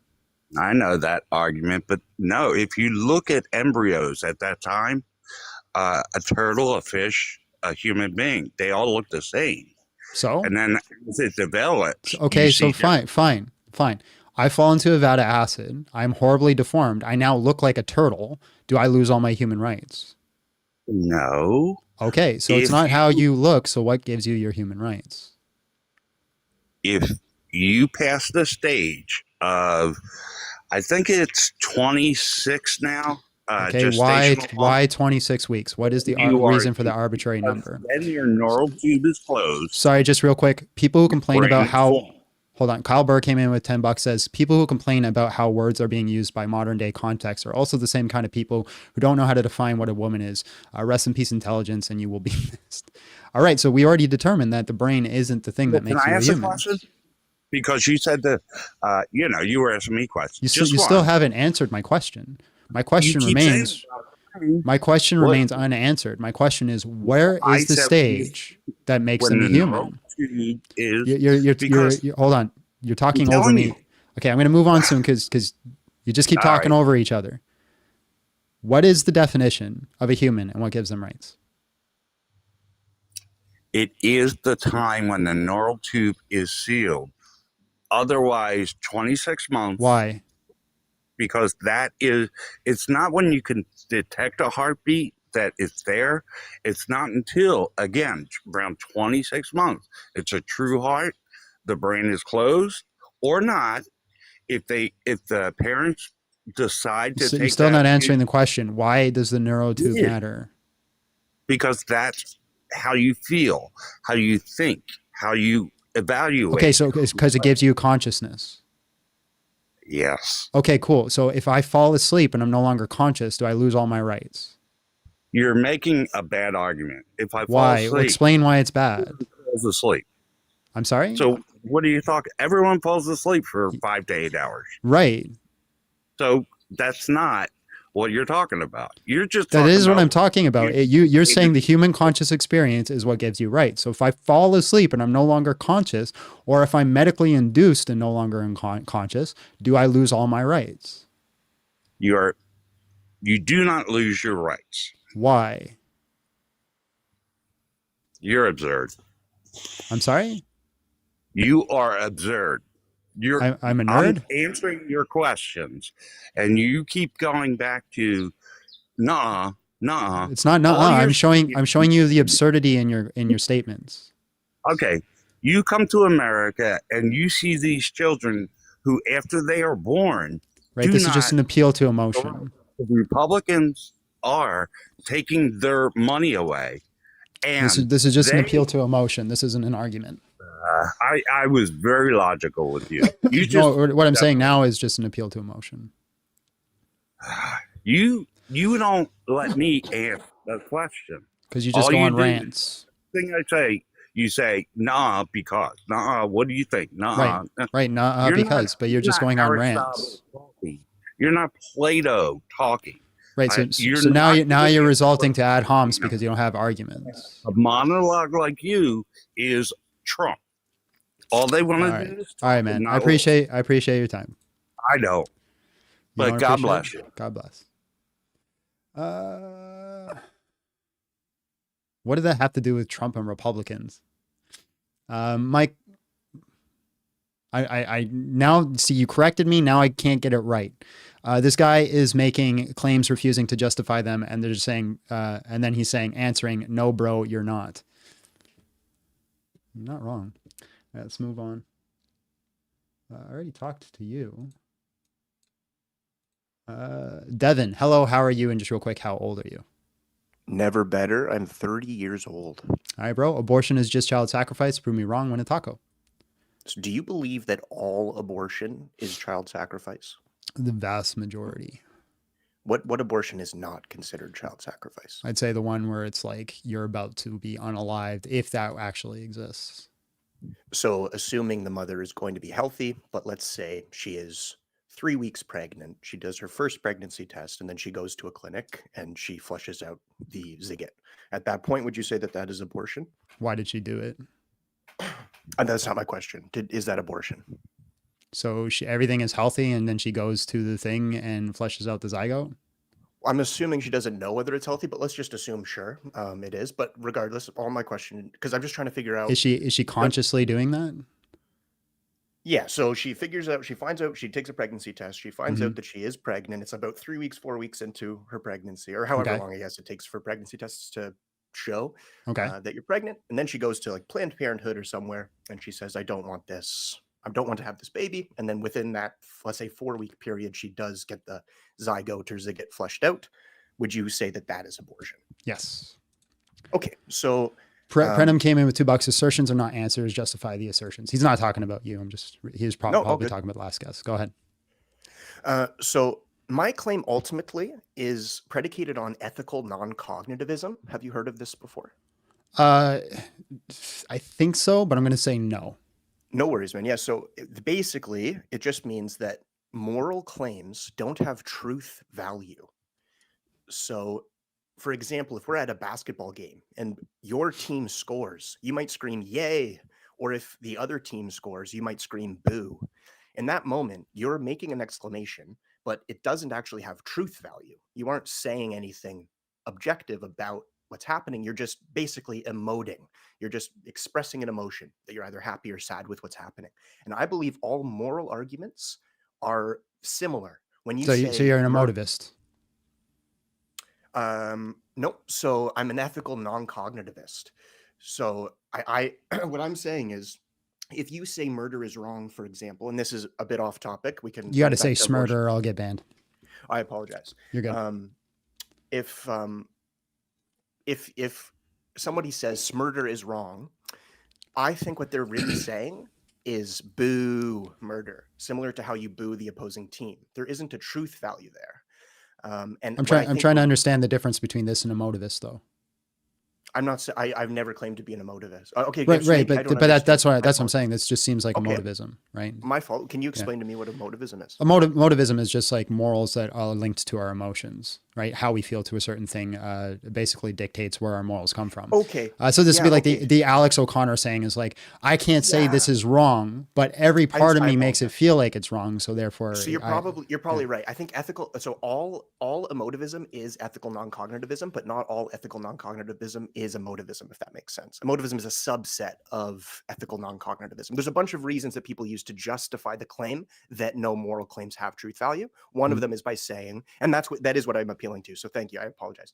I am basically appealing to emotivism here. But the claim ultimately with that and how it relates to abortion is that really what we're arguing are factual claims. We can't argue moral claims because if it's true that they don't have truth value, we can't argue them because they don't have truth value. So in this case, what I think is happening, and in almost every argument with abortion, what I think is happening is we both agree that no child should be murdered. I'm sorry, smurdered. I apologize. No child should be smurdered.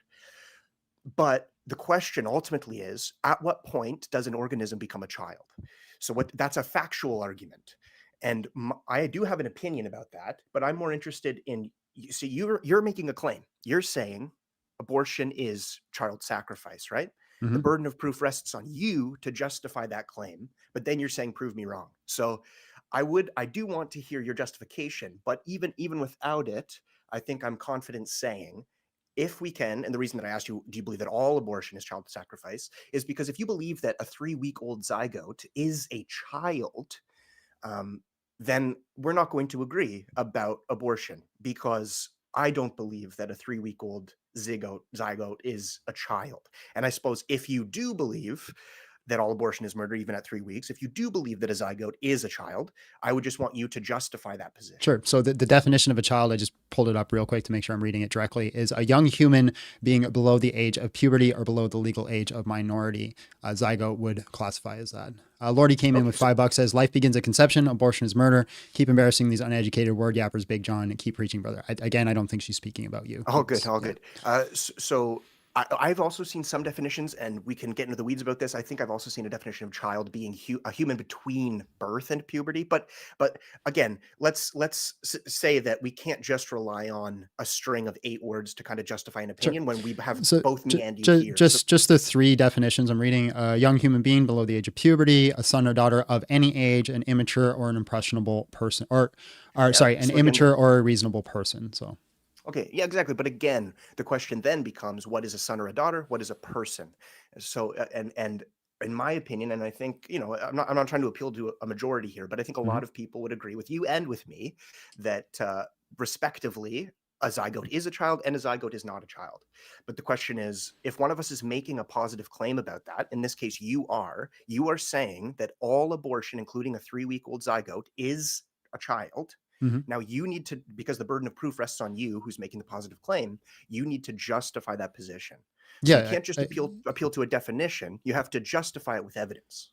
Well, yeah. So I'd say that it is a human because it's, that's the scientific consensus, and it's a child because it hasn't gone past puberty.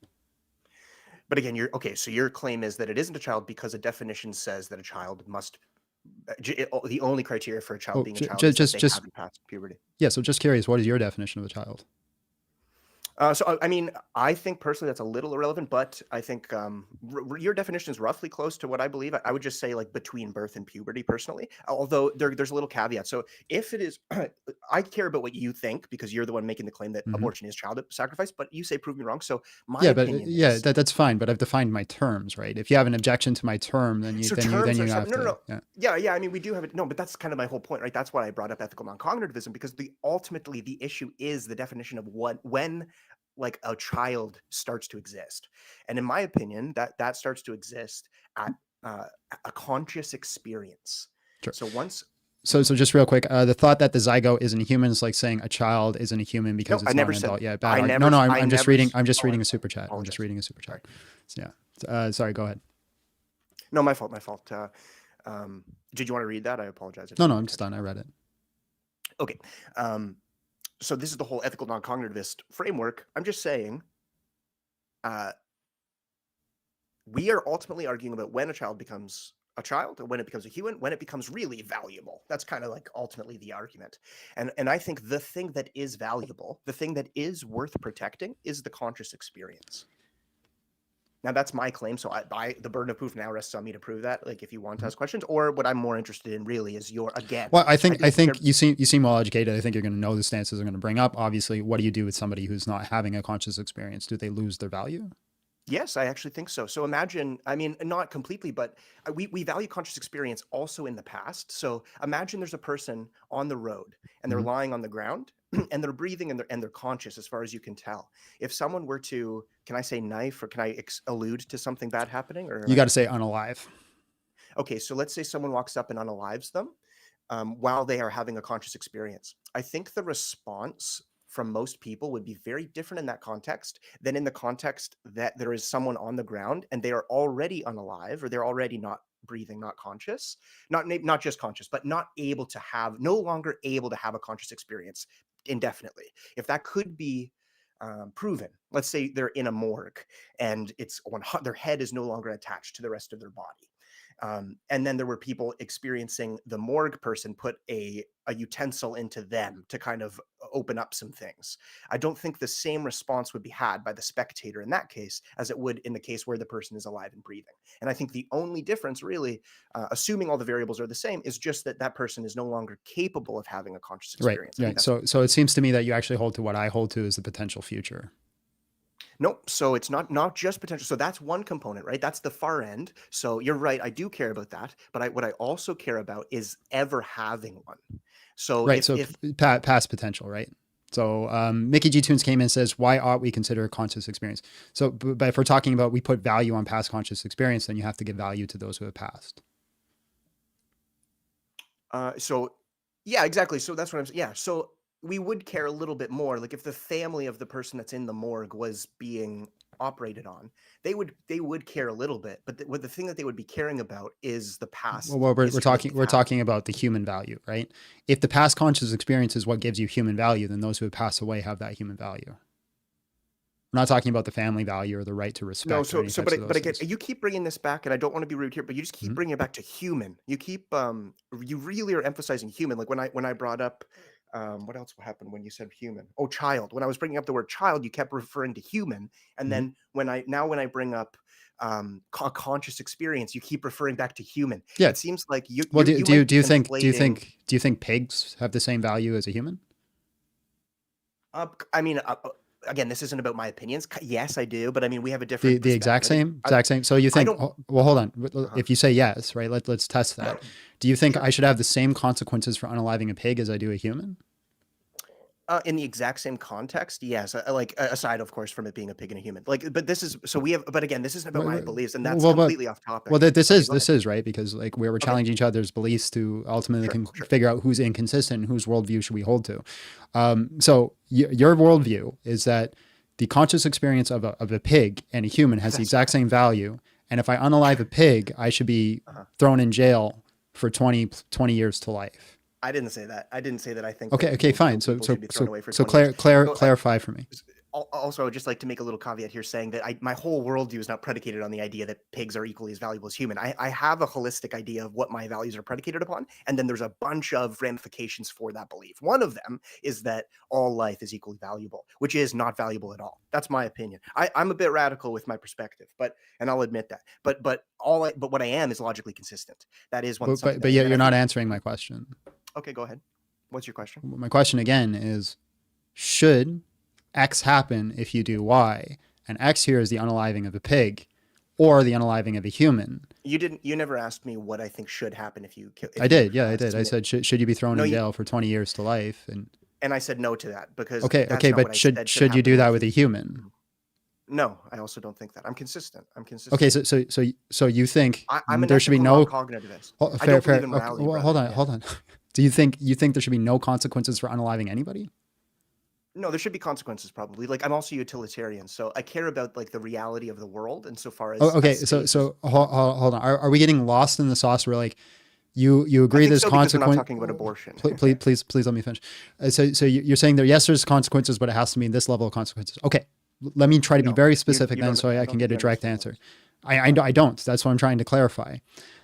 A human and a pig. I unalive a human. I unalive a pig. Should I suffer the exact same consequences for both actions? No. Okay. Why? Because a pig and a human are not equal. They're not the exact same thing. Okay. But I think they have equal moral value. That's then the point. This goes back to what I was saying, because you're saying I keep focusing on the human aspect, because humans, we intrinsically say there's more value in being a human than there is a pig. I'm not saying that. You're inferring that from my claim that they're different. Just because something is different than something else doesn't mean it's more valuable. Okay, so then explain. Spaghetti and penne are different. It doesn't mean one is better. Fine. Then why is there different consequences? Because because I'm a utilitarian. So let's say I go around unaliving people frequently, and there's evidence that justifies that claim. Someone comes up and accuses me of it, and there's a lot of evidence, and they accuse me of that. The consequence for me should be that I'm not allowed near humans. There should be something that prevents me from being able to unalive humans. If I go around unaliving pigs, I think that there should be some consequence that prevents me from going around pigs. So you think people on an if. So you think people who eat pork chops and bacon shouldn't be allowed near pigs? No, if they there are justifications for everything, man. So if every claim that I make, have you heard of David Hume? You know, like you can't get an ought from an is. Mm-hmm. So I don't think you can get an ought from an is. So just because something is a certain way doesn't mean it ought to be that way. Right, but I'm asking you oughts. That's like the context is the oughts here. Right, but so this is the funny thing, and this is where we're going to disagree so vehemently, and this is why I don't think we should be talking about oughts. We should be talking about factual questions, because I don't believe anything has moral value. Well, you can't get an ought from an is, but I can determine what you genuinely believe by what you're doing, by your oughts, by how you participate in the world. You mean my well, no, you could say your is. You could say something is this and is this, but I can test if you actually believe your is through your oughts. I don't think you know what ought means. Ought just means ought is a prescription. Is a description. Yeah, exactly. I know. I understand the difference. Okay, but also an is also something that you do in the world. So like you can't get an ought from an is. You could say just because the sun rises every day doesn't mean it will tomorrow. Right. Right. So the sun rising every day is the action. Just like me acting in the world, you Right, think that's but an ought. I It's not. That's understand. an I is. understand. But if you say that a pig has the same moral values of X, Y, and Z, and then I look at I your didn't say oughts, that. I didn't say that, but man. I'm not. You I didn't keep putting say you words in did. my I mouth. didn't say you Oh, did. I said if. Right. I why said don't if why you don't you tell? say Okay. right. If you say that certain aspects are right, this is the value of a pig, but then your oughts show differently on how you should behave, then there's an inconsistency. I can point that out. That would be true, but you haven't really asked me what I think. Well, you did ask me, and I told you if someone is going around unaliving pigs, they ought to be prevented from going near pigs, and if they're like going around unaliving people, they ought to be prevented from going around people. Right. Now, So that logically follows that people who eat bacon and pork shouldn't be allowed near pigs. That's what you think. That's all I said. Yes, but that's not what you said earlier. What you said earlier is that No, that they're is what I equally said. valuable. No, you said that I said that pigs and people are equally valuable, which is not true. I didn't say that. So how are they not on your standard? Because I don't believe anything has moral value. So then like saying- saying- hold on. Okay, so Can then okay, go ahead. let me ask then. It's not zero. It's not zero. Go ahead. So value means what? Well, we're talking about moral value, which is more specific. Value is just putting putting something above something else in a hierarchy. That's all value is. But I mean, moral value specifically is about something having value due to it be like it ought to being preserved or ought not being preserved. So And I'm you're saying there is no moral oughts. Well, I'm not making that claim. I don't think I'm God. I don't know. But But opinion, that's the from logical my conclusion. From my perspective, I don't believe that there are anytime anyone makes a moral claim, I don't think that they have any evidence that could support that. Imagine if I say this. Right. But here I understand what you're saying. You're saying there is no moral oughts because there is no moral ises. Then you have no standard to come up here and tell me that I'm wrong to say. I just didn't hear that last part. What'd you right. say? Sorry? You're saying there are no moral oughts because there are no moral ises. Then you have no standard up to come up here and tell me that me saying abortion is wrong is wrong. But exactly. That's why I've predicated a few different times. I've said I don't think this should be about my perspectives because you're the one. The only reason I came on here is because you made the initial claim saying that all abortion is child sacrifice, or child abortion is sacrifice. I can't remember what the verbiage, but you're the one making the claim, right? The burden of proof rests on the person making the claim. Russell's teapot. I don't know if you're familiar with Bertrand Russell, but he posited that there's a teapot floating between the orbits of Earth and Mars. And the point is, in order for us to prove him wrong, we would have to scour every inch or every cup-sized volume, cubic right. So, volume. but you're not asking me to prove the specific claim. You're asking me to prove morals. No, I'm not. You keep bringing up morals. I see. I'm saying that the moral. But that is your standard, right? You're saying that there is no moral ought so therefore there is no moral ought, right? So there is no oughts that we should do, which means for me to engage in a conversation that's not true. That's not true. Which means for me to engage in a conversation with you, I would have to prove to you that there is no moral objectivist. Which, if you believe in objective morality, you should be able to do. If you make the claim that you believe that there is an objective moral code which exists empirically, then you should be able to empirically give me evidence that would support that claim. Just like right. That's fine. That's fine. So I can't present to you an actual standard of empirical. Like I can give a logical deductive argument on why moral. But what I'm going to do is I'm going to concede. I'm going to say, hey, there is no moral standard. Now, for the chat, now you might win the argument, but for the chat, I want people to understand what that conclusion is. It means that nobody in the chat has the right to tell me that I'm wrong to say abortion is wrong. As a matter of fact, what I could do is I could actually gain a whole bunch of power and I could take over the world and I could force none of you to be able to ever allowed to have abortion. I could actually make you baby-making machines. You could do that. I could hook you up to a machine and make you baby-making machines. You could. And none of you would be right to tell me I was wrong to do so. Yeah, but you would also not be right to say what you're doing. Like you're tipping the scales to make it seem to play to their biases to say that they. I agree. I agree with you. I also wouldn't have a ground to do what I was doing. But what I'm saying is this is the logical conclusion that follows. If people want to adopt your worldview, this is what the conclusion that they're going to have. This is the absurdity that they're going to have to live in. I don't think that has to be absurd. I think if you have like if you can like rationalize things, I don't think it has to be absurd. Think about it like this. I'm not making a positive claim. I'm just I'm just disbelieving your claim. Imagine somebody says there's a jar of gumballs on a table and there's a bunch of gumballs in it, and someone asks you and a friend to guess how many gumballs are in the jar. And your friend looks at you without looking at the jar really for any longer than a second and says, "I don't know how many are in there, but I guarantee you there's an odd number of gumballs in the jar." And you say, "I don't believe you. What? That doesn't make sense. Can you prove it?" Like, "I don't believe you that there's an odd number." Your friend might think, "Oh, he thinks there's an even number in the jar." But that's not what you're saying. Just because you Yeah, I understand. I understand. Okay, You don't so have to do. you Listen. I've done what's for your basics. audience as well. Yeah, I've done a basic study in philosophy. You don't have to do like we understand the fact that just because I haven't. I'm pretty stupid. So no, I'm just you trying to have help other people that- you have like I you're a honestly smart haven't. guy. I didn't finish high school, bro. I'm not that intelligent. I think anybody can grasp these things. But you just Whether you finish whether you finish high school or not, you're still an intelligent guy. I'm not going to take that from I you. can't even read, but I appreciate it. So yes, you don't have to hold a claim to say that somebody else's claim is wrong. I get that. But I'm just saying is from your standard, from your perspective, right? Because you want me to actually engage with you in an argument, I have to prove morals. I have to prove morals as an is that actually exists. Yes. If you make a moral claim, then of course. Right. Why So, would you? Why would that burden not rest on you? That I agree with you. I'm not saying that you're wrong. But what I'm saying is if the chat who's against me, right? I'm winning the moral high ground here, so to speak. And then I'm going to engage in the argument. If the chat who's against me, who wants me to hold on, let me explain.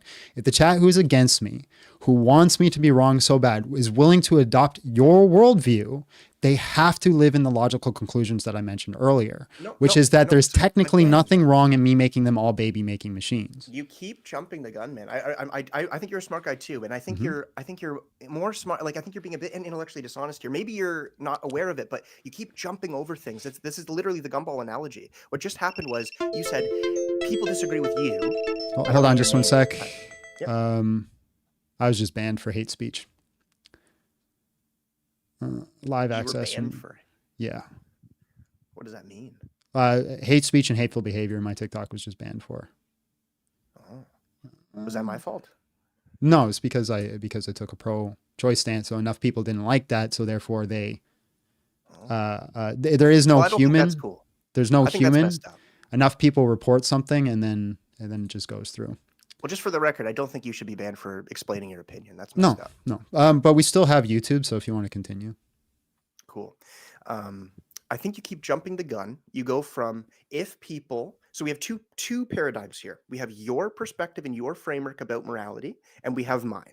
Mm-hmm. I am not suggesting that people ought to believe what I believe or have my perspective, but you are making the claim implicitly in this case, because you haven't explicitly said it, but I'm sure if I asked you, it would be explicit, that people ought to hold your framework. Right. What I'm doing is when I engage in these conversations, when I'm talking to the people in the chat, most people have the intuition of a moral objectivism, right? They hold to the standard. You're appealing to a crowd. Well, no, I can make an argument for moral objectivism, but I'm showing you why I haven't yet, right? So okay.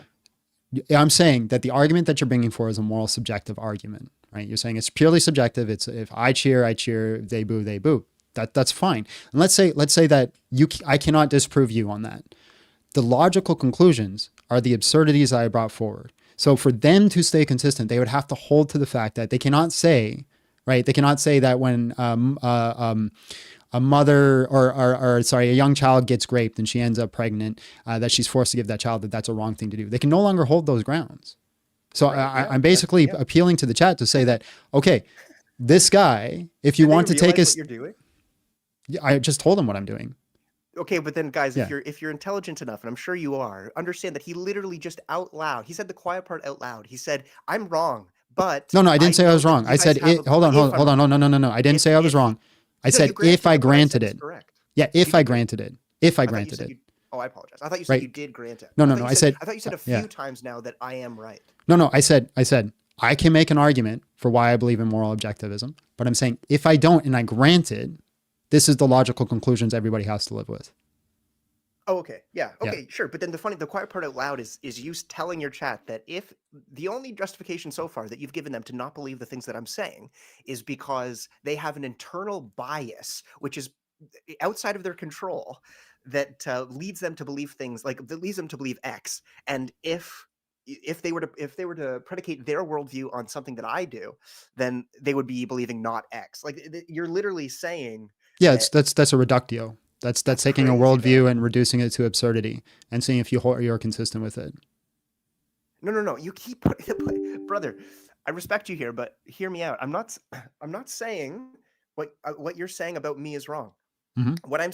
Everything you've said about my worldview is correct. Like there Yes. is no right actor or wrong actor. Of course, the part that I'm honing in on is after that your appeal to the chat saying that if they believe what I believe, that they will be forced to believe things that currently they don't want to believe. Yes. Not that aren't true, but that's insane. That's like saying, imagine a person really wants to hurt someone, and somebody comes out and says, hey, you shouldn't hurt people, and I have a logical justification for this, and they give the logical justification, but then you say to that person that wants to hurt people, oh, but if you listen to all of that logic, you won't be able to hurt people anymore. Don't you want to hurt people? It's like that's not a reason. That's not a good reason to believe something. Like we need a logical justification. And you've said to me already, you said you Right. can So you're kind of logically. you're going on a tangent with all things that I agree with.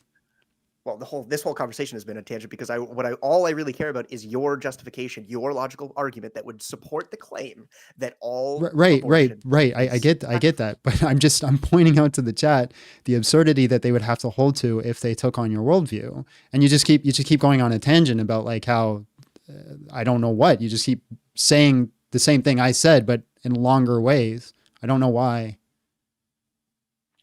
No, I'm not. Okay, well, maybe if you can't keep up, that's fine, brother. No, I can keep up. I agree with literally everything you said. Now, well, how do you agree with everything that I said if I'm just repeating everything that you said in a longer way? What does this make sense? that is the definition of saying the same thing I said. No, but I'm trying. Hold on, bro. I don't know how you can get so many words out. Right now, I've said that. Now I could say an argument for the reason that I would believe in moral objectivity is intuition. And I think all basis of our philosophy starts on the backbone of intuition. We start with an intuition, we test it against worldviews, and we see if it works.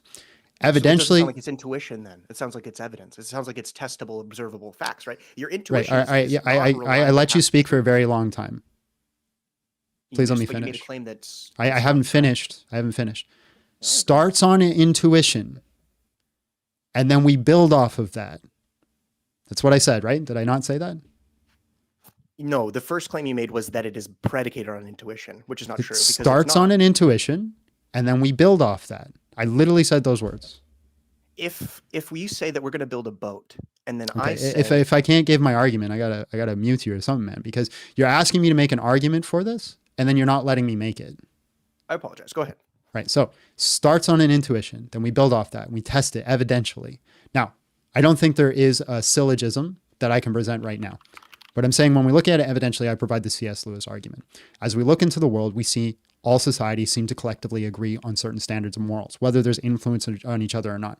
For example, we see that there is justice amongst all societies. How that justice works is varying, but ultimately all societies want to see a form of fairness. So for example, if I walk into, C.S. Lewis gives this example, if I walk on a bus and I pull you off your seat and I sit on that seat, it seems intuitively true across all societies that I just did something wrong and I shouldn't have done that, and that's not just. So this would be an argument for moral objectivity.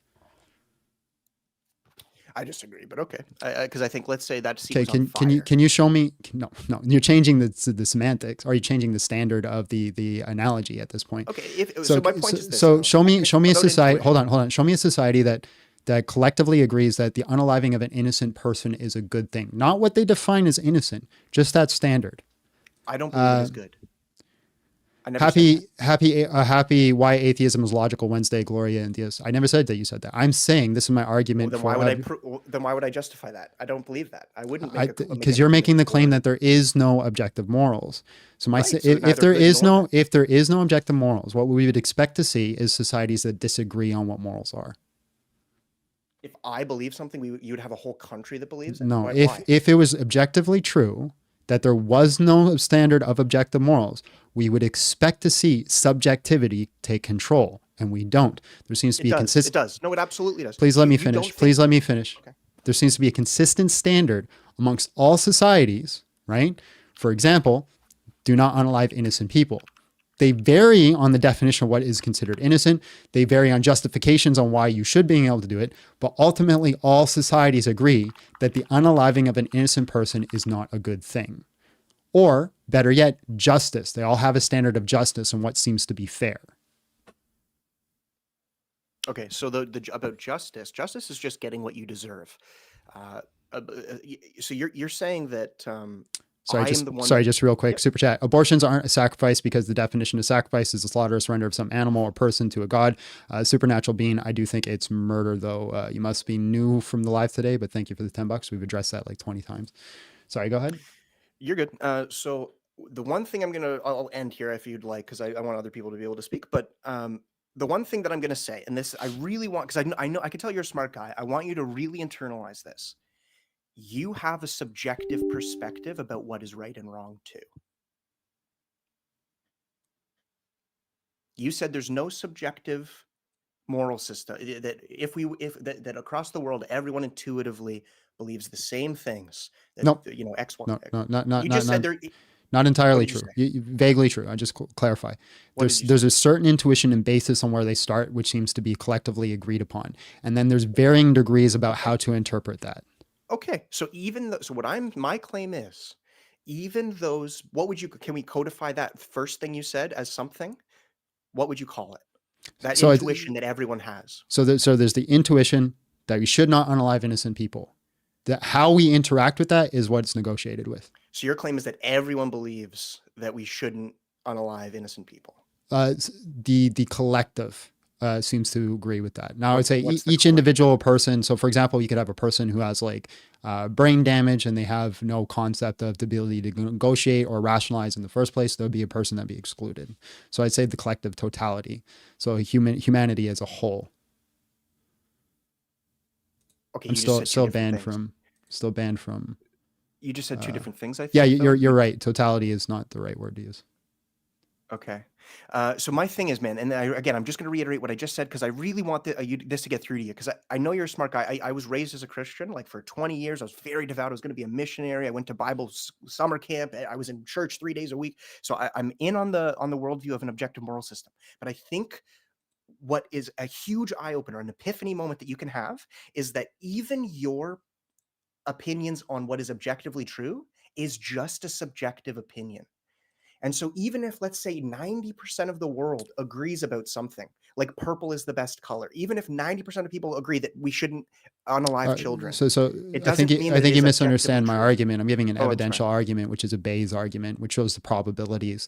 They could be logically true that for some reason we all came to this conclusion, even though it's subjective, but evidentially it's more probable that there's an objective basis that we're building it off of. Just like it could be logically, it could be logically true that mathematics doesn't actually exist, doesn't actually work, but evidentially it seems to. Oh, that's interesting. I haven't thought about the mathematics thing, but the first thing you said is fair. But then you're saying that there isn't an objective moral code. No, I'm saying there is an objective moral code. I'm saying evidentially it points that direction. It's more probable than not.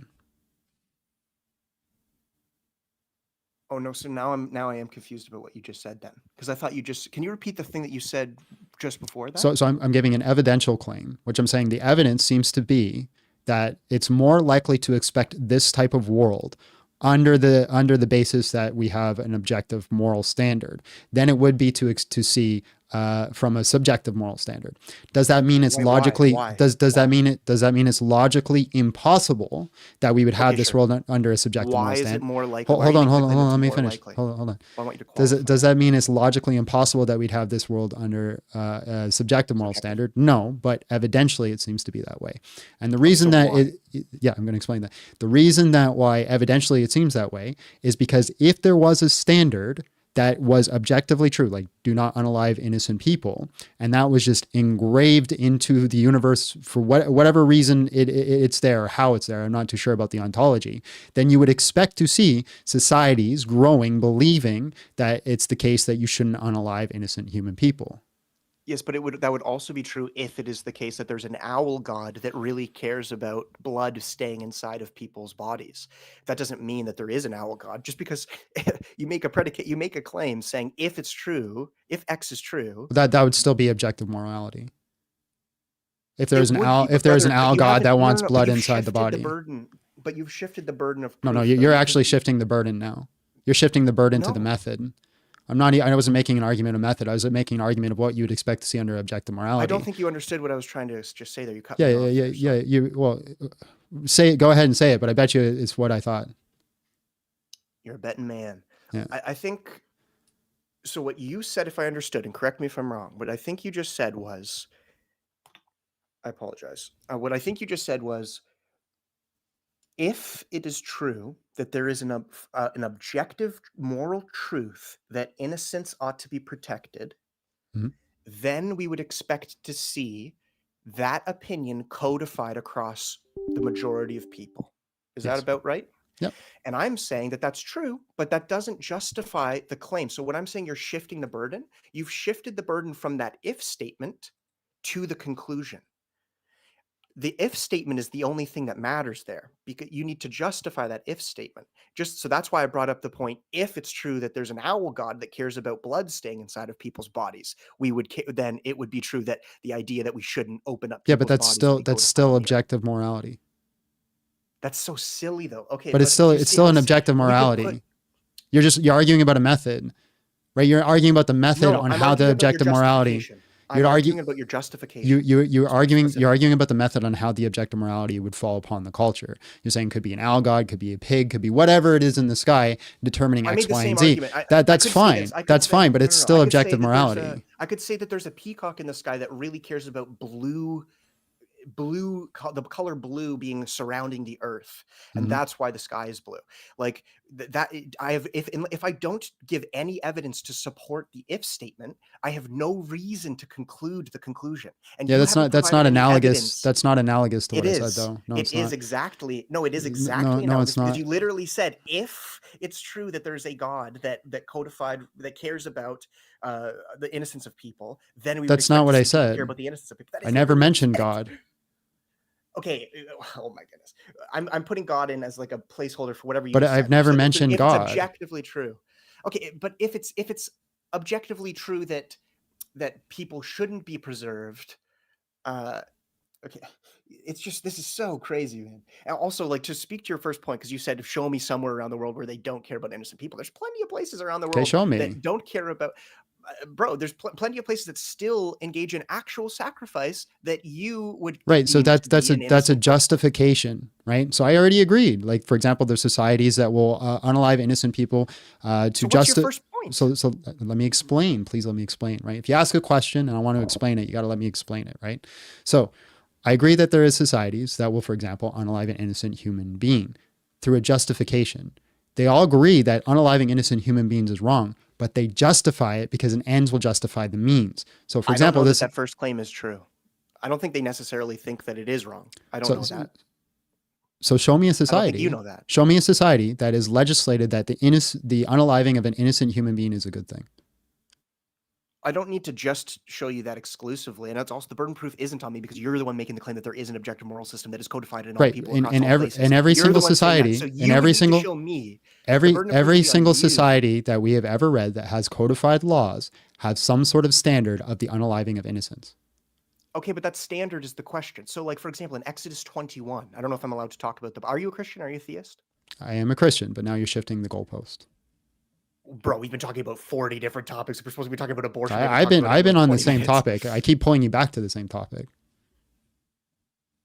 Anytime I bring up something, you just like you deflate or what is this called? Deflect by like just saying It's I'm not talking about the deflecting. thing. It's In pulling Exodus back 12 to no, the you're point. okay. Let me explain then how this relates to the thing that you literally just said. Then you just said, show me anywhere throughout in any society that we've ever read where the people don't care about the innocence of people.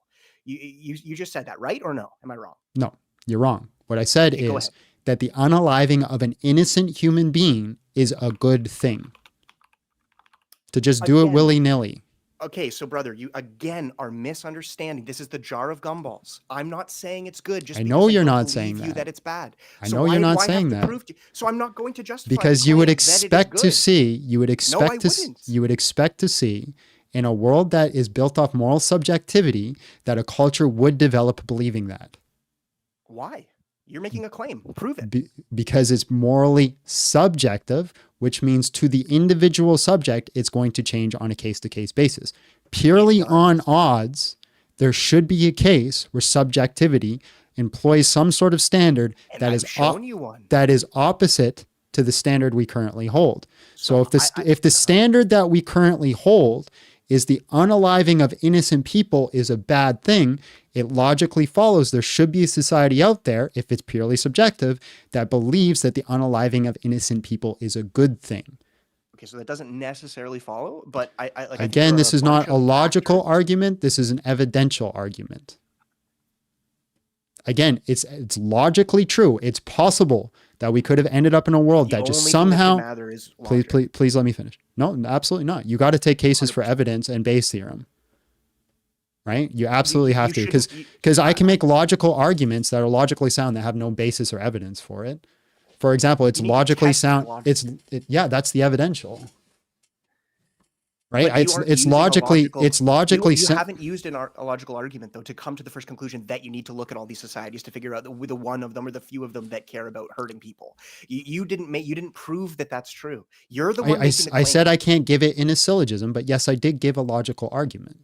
No, you didn't. What is your logical argument? The logical argument is that if there was a codified standard for morality, you would expect to see a consistency in morality in society. And there is not a consistent morality in society. Okay, then we're now going into the evidential.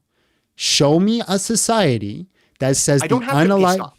Please Well, stop. you made you made a positive claim now. I'm going to. You I said just want to claim you that this the whole first no thing- I you agree stop with- you I'm stop you going to stop you stop explain you it. stop you Oh stop. my God. You said all this time that I'm not making any positive claims. I have to make the burden of proof. I know. You I just stop, made it. I'm please going to stop, prove it, stop. but You're talking about You things that are made not a positive claim right now that there is no standard across society. Now I prove it by showing me a society that disagrees with that premise. No, because I don't need to prove specifically that they want to hurt people to prove All right, that they God have bless. a different opinion.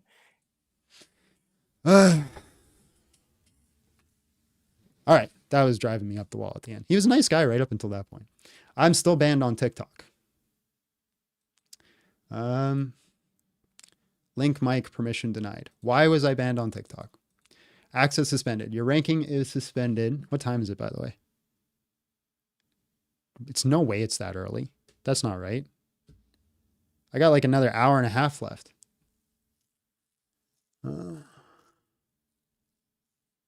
Yeah, smash the like button here at least. I want to see if I can fix that. I did appeal. People told me to appeal it. I did appeal it. Why was I banned on TikTok? My backup account was also banned on TikTok, so I can't even go live there. Let's have a look here. Let's see if I can go live on my phone. Live access suspended. You can go live May 28th at 14:06. Submitted under review, not approved. My appeal is not approved. So, hate speech and hateful behavior. TikTok is enriched on the various backgrounds of our community members, and differences should be respected rather than a curse for division. We do not allow any hateful behavior, hate speech, or promotion of hateful ideologies. This includes content that attacks a person or group because they protect their attributes. Visit our community guidelines for... Oh, there's a violation clip. It's not showing me the clip. Streamed on at 05 p.m. Can we go back and play the live? Well, I couldn't tell you exactly when 05 was.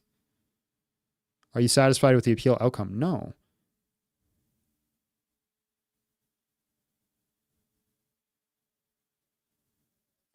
Thank you for your feedback.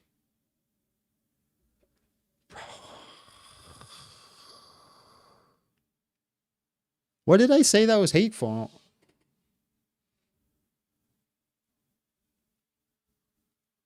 Oh, the baby making machines? But that was a hypothetical. I didn't actually say that as true. Was that what I was saying? 05. 05. So what is it? No, hold on.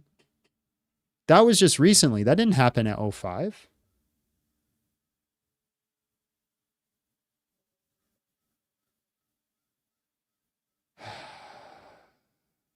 Appeal not approved. My goodness. I'm so sick of TikTok. I'm so sick of TikTok. I see people having these debates all the time. All the time. Anytime I go out of the category of religion, I get bananaed. Every single time. Doesn't matter. Just bananaed right away. All right. Well, we got a few more people here. Let's bring them in. Mayflower. Hello. How are you? And just real quick, how old are you? Hello, I'm 22. How are you? I'm good, bro. Abortion is just child sacrifice. Prove me wrong. Win a taco. Okay, so you wanna debate if abortion is wrong or not if it's actual sacrifice. Is that right? If you're just trying to argue the word, what the word sacrifice means, I'm still correct, but it's just a pointless argument. So yeah, I'm focusing on abortion. Okay, I agree with that. I just want to reference dictionary.com thinks you're incorrect and nigger.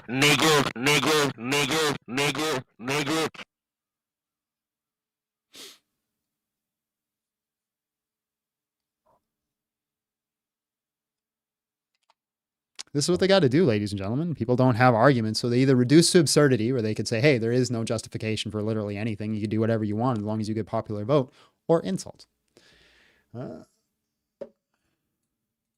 Man guy, hello, how are you? And just real quick, how old are you? Hello, can you hear me?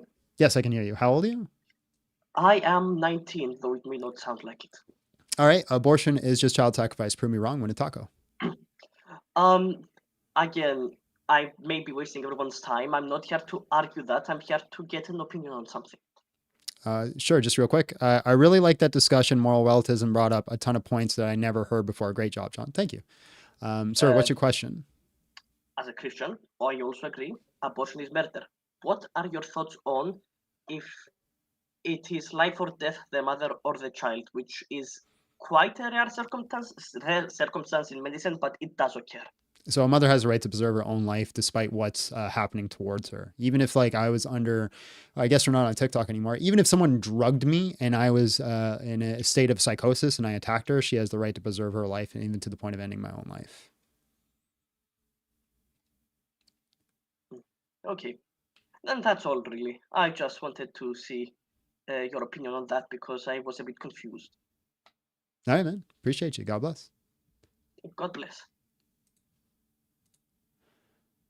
All right, John Doe. Hello, how are you? And just real quick, how old are you? Hello, I'm fine, and how old I am? I am 26, just turned 26 actually. All right, bro. Abortion is just child sacrifice. Prove me wrong. Win a taco. It sounds like you've already regularly went over the child sacrifice part in the definition area of that, but my question to you would be, what are your views on abortion versus the what is it? Abortion versus the, I don't know why this term is coming so hard to me right now. Contraception. I'm not sure why. Yeah, contraception's fine. I don't approve of Plan B. CTV said your account is still on. Yeah, my account wasn't banned. My ability to go live was banned. Yeah, just what about Plan B? Is it that exactly you do not approve of? Plan B can cause a miscarriage of a woman who has like a child already in her, like the conception has already happened, and I think that risk is too high. Therefore, you shouldn't do it. I could also agree the risk is high under some grounds, but we're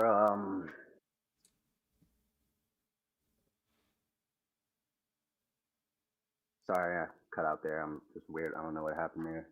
But we're actually, so you believe that abortion is wrong at the point of contraception? Yeah. Okay, so you believe there's no moral standard to actually have an abortion at all? Nope. Outside of the one I gave earlier. Outside of that one. So honestly, a lot of my arguments are kind of moot here now because of the nearly half-hour long conversation you had with the guy before the one who came in here trying to get you banned on stuff. But I appreciate you listening. Most people don't listen and they just repeat the same thing. So I appreciate that. Well, yeah. What? Just to reiterate for, I guess, any new people who've joined, what exactly is your stand on that definition of sacrifice thing? Because I wasn't here for your initial saying of that. Yeah. So the sacrifice is giving up X for Y. That is what sacrifice is. So you give up X for Y, and the act of child sacrifice is the act of sacrificing your child to an idol. Those idols can vary. Okay, well, I guess at that point we would disagree on a moral standpoint of where abortion would be justified, because you believe that contraception is where it would be justified.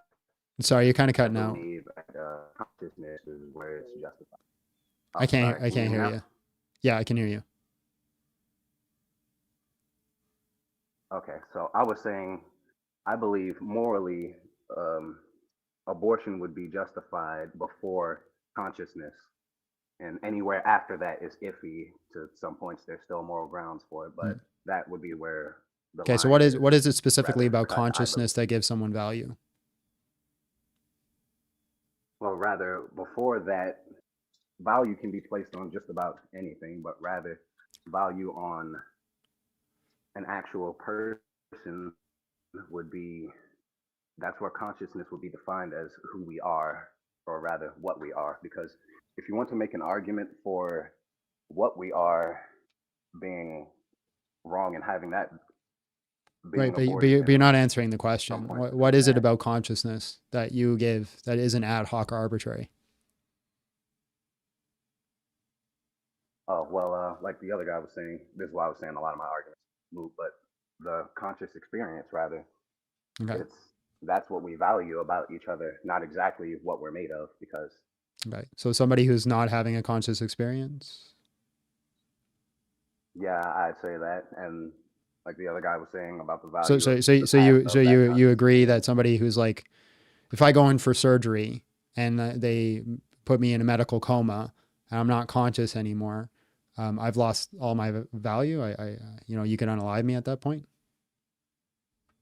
Well, if at a point you're considered brain dead, you've effectively lost your value to the contribution of the rest But of you're humanity. not answering the question. I'm not conscious, right? There's no conscious experience happening. The brain is not firing the synapses that correlate to conscious experience. For all intents and purposes, I am brain dead. Do I have value? There's grounds beyond a reasonable assumption of whether you will return to consciousness or whether you Right. will not. Right. Cool. Phenomenal. So I agree with you. I hold value on the potential future. Right. This is where I think everybody gets value, is because they have a potential future like ours. It's the flow argument. But that holds consistent to also the fetus. The fetus has a potential future as well. That is true, but where the points we would disagree on that in particular would be where abortion comes along. You can value a potential future, but you can value that in so much as anyone would value anything that may or may not happen. And Right, I but don't that's believe what I'm there's saying. That's where necessarily you put a the moral- value is on potential future. So what's the separating factor or the symmetry breaker between the fetus and somebody in a coma state? Your argument there is that there's more of a moral grounds towards that. I'm saying that there's not, where consciousness is not involved, or at least there's a reasonable assumption for it to be involved. Right, but that's the potential consciousness that you hold value to. It is the potential consciousness. Right, which a fetus has. The fetus has the potential conscious. I see what you're saying. I don't know that there's a good way for me to actually explain where my belief. I don't think there is. I think honestly there is only one consistent worldview that I see from pro-choicers, and it reduces to an absurdity most people don't want to swallow, is the bodily autonomy argument. And if you want to swallow that absurdity, you'd have to be okay with abortion for 12 months. Rather than a bodily autonomy, I believe that there's a justification for that too, in that same basis. But rather than the bodily autonomy aspect of it, mine would be rather the social aspect and ramifications of that, and the ability for someone to have, I don't know, a choice over that, if you understand what I'm saying. No. Okay, say what you said again. Let me see if I can reform my Right. thought So, there. so the only argument I see, well, I guess two now, because the last guy, he's at least consistent. He just says there is no morals. You can do whatever you want. So I'd say two arguments. Either there is no morals, you can do whatever you want, or bodily autonomy argument, which falls down to the absurdity of you would be allowed to abort your child for 12 months or 9 months. I don't know why I always say 12, 9 months of pregnancy. Oh, because, you know, a year, but I don't, my brain always I goes guess 12. I know it's 9 months, but but it's one of those things. It's like I've corrected myself on it so many times that I instantly think 12, but I'm trying to correct myself from 12. I don't know. Anyways, it's 9 months.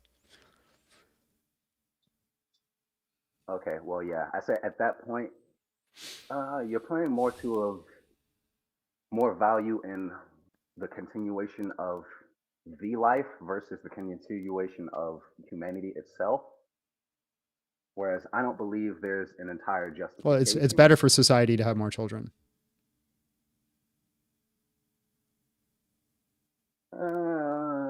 That's Where an would you objective place truth. the? The reason that it's better for Where would, society is because you need people to take care of infrastructure systems. You also need people to take care of the elderly when they're old. And because we're actually on a decline, there's an actual concern on who's going to take care of the elderly at a certain point, because there may not be enough people to do that. Originally, I think we're down to. It used to be like 6, 7 children per family. I think we're down to 1.5 children per family now on average, which shows us that we're at a declined rate and raises concerns about the future. So it's actually better to have more children. This okay, is so why we the actually have a morality for the society survival of with. the pop. Sorry, go ahead. I would say, okay, yeah. So the for the sake of the survival of the continuation of the populace, I can see the morality, the moral action for that, but as far as the moral action against the abortion itself, I'm not sure where the negative morality for that would come in the act of abortion itself. You're cutting out again. Now, though, I can see the argument where. Oh, sorry. You got me back. Yeah.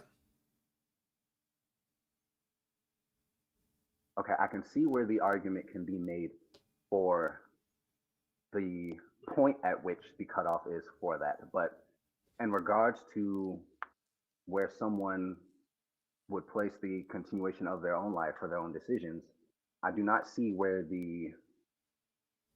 would be immoral for abortion to occur before the consciousness is actually appropriately there. Because if the assumption can Right. be But made you're just giving for the arbitrary value to environment, consciousness.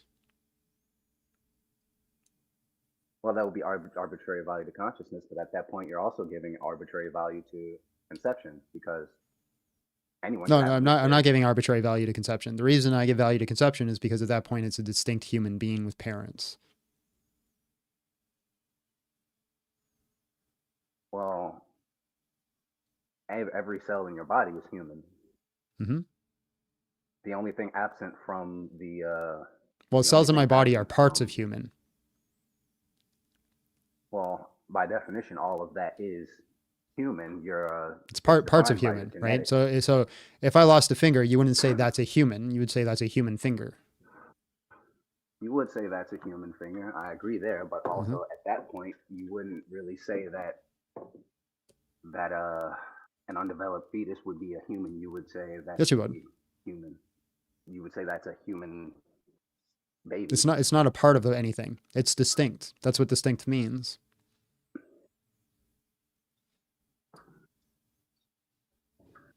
Well, it would be absent that consciousness aspect of it, which would be more, I'd say, the defining factor of interactive life. Right, but that's ad hoc and arbitrary because we already set up standards on where you would still give value to the human even though it doesn't have consciousness. Yeah, you would. There are standards where you'd still give value. However, Right, so sorry, it's I'm a ad little hoc. distracted here. It's I ad hoc apologize. by definition. You know, I'll give you that one. Yeah, I'll give you that one. I'm a little distracted here, not as prepared as I would be for this argument normally, Okay, but bro. yeah, good talk. All right, man. God bless. God bless. Everybody go to the TikTok website and submit an appeal for me. Say, because you can go to the TikTok, submit a complaint thing, or I had a link. Yeah. Where is it? Support center. Oh, they changed it.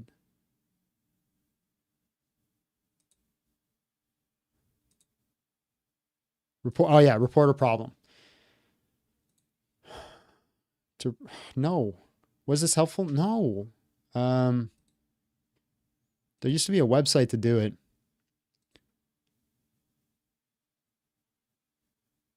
Oh, online reporting form. There we go. I'm gonna send you all the link. Everybody go to this website, fill it out, and then say what? Ban John disproportionately. Or whatever. Go on, do it. Mass appeal at Big John Steele when you do it. So topic, select your topic, put in your username, your email, additional details, say you banned John unethically, or whatever you want to say it. Stupid. I don't want to ban your account because somebody gave me an account before. Somebody said I can have their account. Somebody gave me an account before and that account got permanently banned. Like that whole account's gone. And they gave me an account with like 80,000. No, what was it? 180,000 followers or something like that. So they gave me an account with like a huge amount of followers, and they're all similar followers because he was a Christian. And he's like, here, have it. I don't use it anymore. And then that account got permanently banned. And I wasn't even live. I had it live just in the background so people could follow my backup account. I wasn't even saying or doing anything on it. And it got permanently banned. So I don't want to get your account permanently banned too. But it seems like every time I touch a TikTok account, it gets banned, which is why I've stopped putting my focus on TikTok and why we're focusing on YouTube, because TikTok can eat the wonder cheese from the area that should never be mentioned. Damon, hello, how are you? And just real quick, how old are you? Hi, yeah, I'm 22 years old, so I'm just surprised it actually came around to my turn. Can you hear me all right? Is I there hear like you a great. fan sound in the Yeah, background? you have great audio, bro. Abortion is just child sacrifice. Prove me wrong. Go ahead. Right, yeah. Well, I guess the first thing that I wanted to clarify is when you say sacrifice, just rehash exactly what you mean by that statement. So we're working with the same thing here. Giving up X for Y. Gotcha. So I've been watching this debate for a while. I think you've done a great job Thank you. also. So I wanted to know when it comes to specifically the situation where the mother's life is at risk, and we're saying that this is a disproportionate risk compared to the life of the child, right? And in that situation, you would say that this is not a sacrifice because this is a risk for the mother's life, right? Well, yeah. So like, it wouldn't be a sacrifice. Again, use the analogy. Somebody's in a psychotic state. They're attacking me. I'm not sacrificing them, right? I'm just defending my body. Right. But we can both agree that in this state, the child doesn't have any sort of autonomy to even be able to act against the mother, right? Yeah, it has no cognitive functions. So we're just saying that medically, it is creating an obstruction in her bodily functions so that if the process was concluded, they would both probably die. So if they end up, yeah, if both their lives are on the line, yeah, I'm not too sure what you're trying to say. I guess what I'm getting at is that in that sort of situation, abortion should be allowed, right? So this is sort of the cutoff where this is a medical procedure to save lives at that point, right? So I think if you are going to die, you have a right to try to preserve your own life through any means. Yeah. And I believe that's any scenario, right? Like let's say, for example, you've been sentenced to death because you've committed horrendous crimes. I think you have the right to defend yourself. It's just like an intuition there. Even though I think you should be put to death for committing those crimes, I don't think it'd be more of a crime if somebody was to walk in and drag you to the electric chair that you fought back. So, okay. The next thing that I was sort of interested in, because during this whole debate, was the cutoff point of when an abortion is morally okay in the situation where the mother's life isn't actually at risk. This is more just, like you were saying, a sacrifice to benefit her life, right? And the idea was like, when does a child become, when does a child receive their human rights, right? And that was a topic of hot debate between you and a couple of other callers here. Yep. One thing that I think they were trying to hit on but never quite got to the word was viability, which you may be familiar with, but in the medical term, it means that the child can survive outside of the mother without any assistance from her. And for the sake of argument, we'll say that your example for human touch and human comfort, we'll say that that is sort of a necessary commodity for their survival. So I don't agree with that definition of viability. The definition, traditionally used, is just something being able to survive within its natural environment. Okay. Right? This would be like the definition of viable. So a fetus would be in its natural environment inside the womb. So it is viable to that extent. So for example, if I take a plant and I put it on the moon, it's not going to survive on the moon, but it is going to survive in a rainforest. Okay, well, that is important, because if we're calling it a fetus rather than a child, then those are kind of distinct things, right? Well, I think child can fall under anybody under the category of somebody who's not past the age of puberty. So a teenager would be a child, right? A preteen would be a child. Child would be child. A baby would be a child, and I also classify a fetus as a child. Gotcha. So a fetus is a child that isn't able to survive outside of the womb, right? Yeah, so I'd say a fetus is a child that's in utero. Okay. What do we call a zygote then? This is upon fertilization, just so we're on the same page. I think a zygote would still classify as a child. It'd just be, I don't know. I don't know what the differing factor between a zygote and a fetus would be. It's development, purely. I mean, if you'd like to look it up for a moment, I'm happy to wait. It's purely development. A zygote is just the initial stages before cell multiplication begins. Zygotes also can't begin multiplication until they begin implantation onto the uterine wall. And I say multiplication, but it's cell division. And I'm forgetting the proper medical term for it, but I'm sure you get the idea. Yeah, I'm not seeing anything that actually gives us the differentiating factor between a zygote and a fetus. Really? Well, a zygote is the very first stage of development. I'm fairly certain on this. Yeah, no, I'd agree with that. But when exactly does a zygote become a fetus? I believe it's at least a month in, but it can't become a fetus without implantation, which is sort of a key factor. So I'm just curious what the differentiating factor between the two is. And I'm not making a positive claim. Is it just implantation? Of course. I believe it's just implantation, because a fetus cannot develop without implantation. And for the sake of this conversation, we'll say that implantation is the discerning factor. Okay, based off that definition, I'd say there's no ontological differences then. Between a zygote and a fetus. Correct. So then, in the case where a zygote is unable to implant on the uterine wall, which is pretty common, is that a folly, just sort of the unfortunate loss of a human life? Yeah. Are we calling that a fault of the mother? Or... No. That'd be like it'd just be like the loss of a human life, like a miscarriage, right? Just an earlier miscarriage. Understood. So I suppose then, now that we've got that all hashed out, it comes down to the potential of the human life, right? Of the two human lives that are bound together at the moment. The potential of the life of the child and the potential of the life of the mother, right?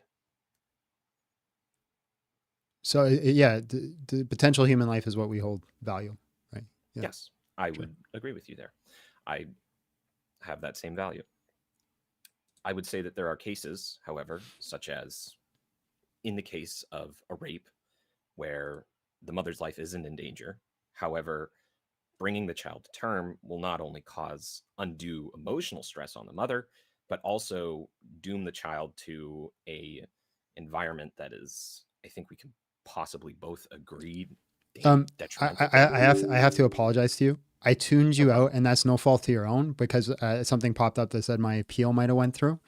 Can you repeat it again? And I'm going to try to focus. No problem. I have ADHD, so I tune out all the time.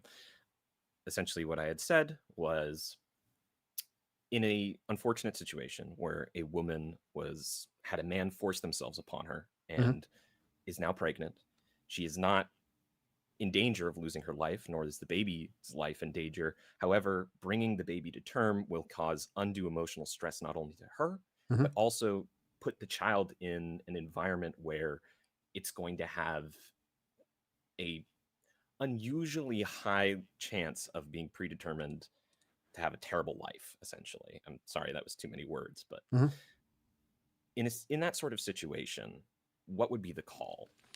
Yeah, so I'd say this is the trot out the toddler argument. Take the exact same scenario that you have, but instead of a fetus inside the womb, we have a 1-month-old baby.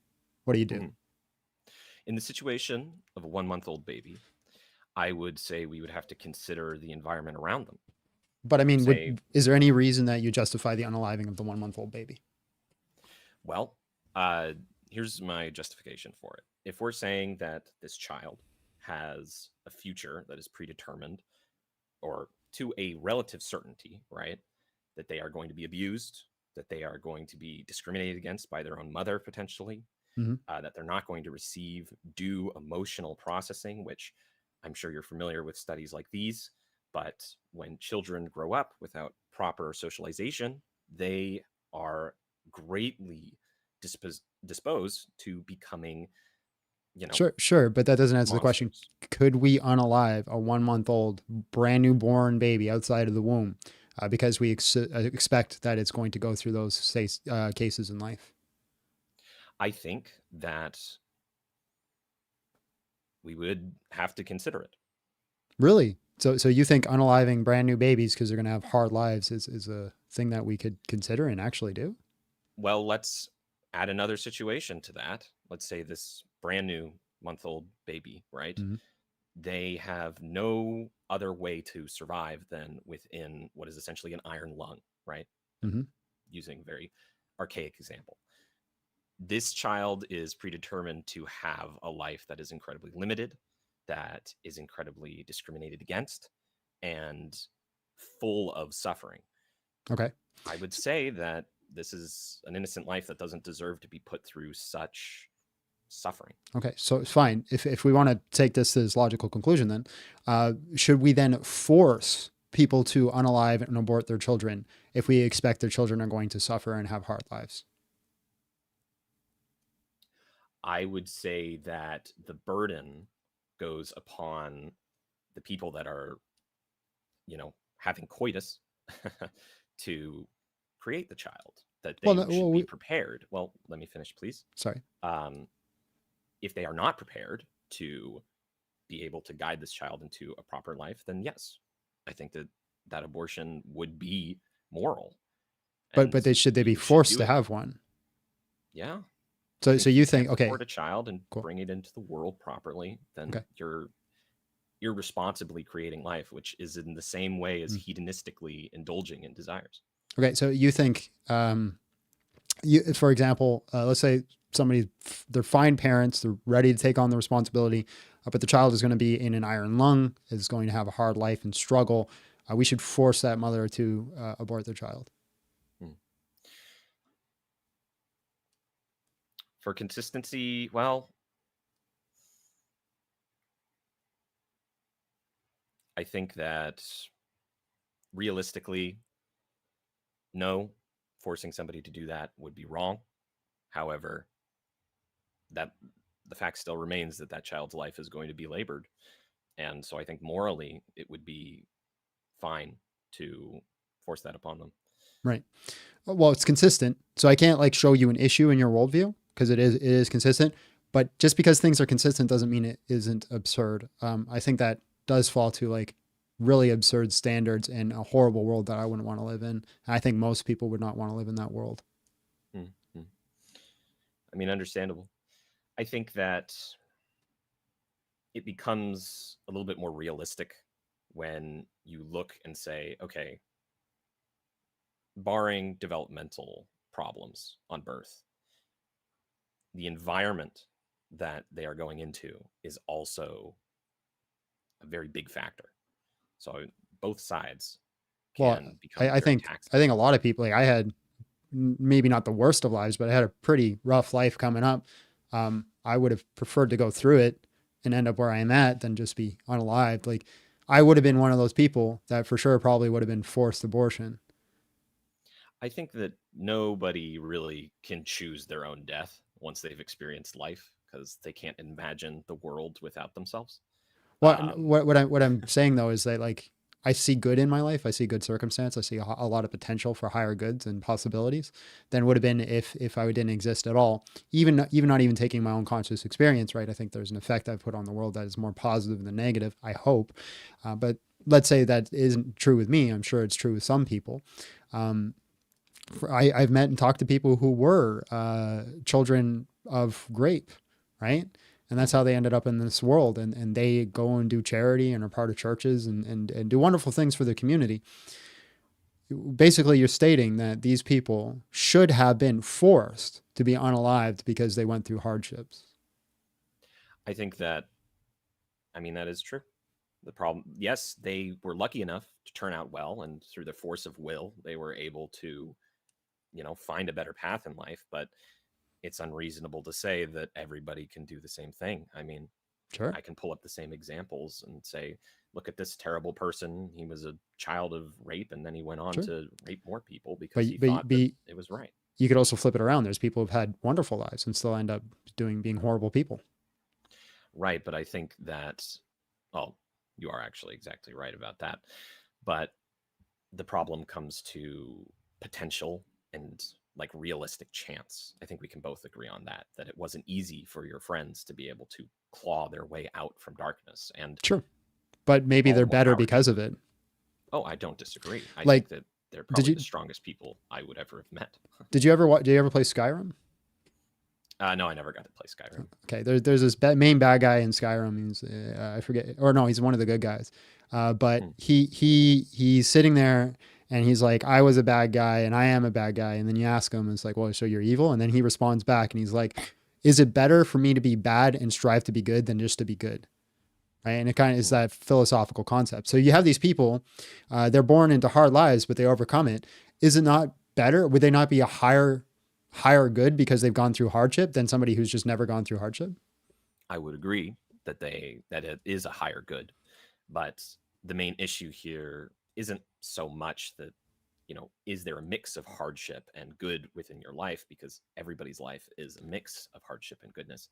But the real issue, I think, is what are you more predetermined to inflict upon the world? And additionally, sorry, just real quick. Just the super chat. Does this guy not hear how evil this sounds? That's him, not me, bro. That's the super chat. I get it. And it's a fair statement from that guy. Right. So what I think you're saying though is you're willing to deprive the world of these higher potential goods simply because you think that some people are going to have some hardships. Well, no, it's because there's a higher potential evil on the other side of it. Yes, they can become very virtuous, but the problem is that the other side of the coin is they are more predetermined to be just as evil. Well, I'm very curious. Do you know what the data is? I don't know. I'm just asking. Does the data suggest that those who are conceived through numbers? Sorry. Well, but there's a specific example that I think that you're intuitively going to think is, well, that doesn't sound right. Does the data show that people who are conceived through grape are more likely to go off in grape? I don't think it's so much as grape, but become resentful and destructive. Yes. But probably not go off in grape, right? Probably not, because they know the damage. I was simply giving an example of like a horrendous evil that then creates a great I don't know if that's true. I know. I was just giving an example. No, I don't know if it's true that they just be destructive or go off and live destructive lives because they were conceived by rape. They are just simply more predetermined to, because they were not given the environment to be socialized properly. If they were somehow able to find that environment, that's great, but not everybody can be guaranteed that.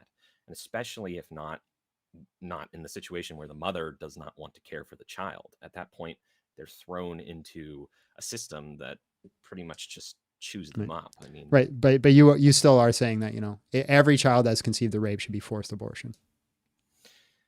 if the mother does not want to carry the child to term, But yeah. that's a different thing, though. Now you're putting it on the mother's decision, because then it has nothing to do with whether or not they have a hard future, right? It's going down to the mother's choice at this point. Because if all you're holding to is that they could have a potential hard future, then it logically follows that we should unalive everybody who has a potential hard future, and that it should be regardless of mother's choice. I'll stick to what I had been saying before, since you are right, that is a deviation from what I had previously been stating. I think that it comes down to a market of potential, and I guess that's just our disagreement. I think that the potential for destruction and suffering is so much greater in comparison for their capacity for good. Amen. I'll give you this. It's consistent. I think it's evil and horrid to say that we have to force everybody who has a child that has potential for like hardships in life to unalive their child. I think that's a terrible world. And if we ever do live in that world, I will actively pick up guns to try to stop it from coming to fruition. But at least you're consistent.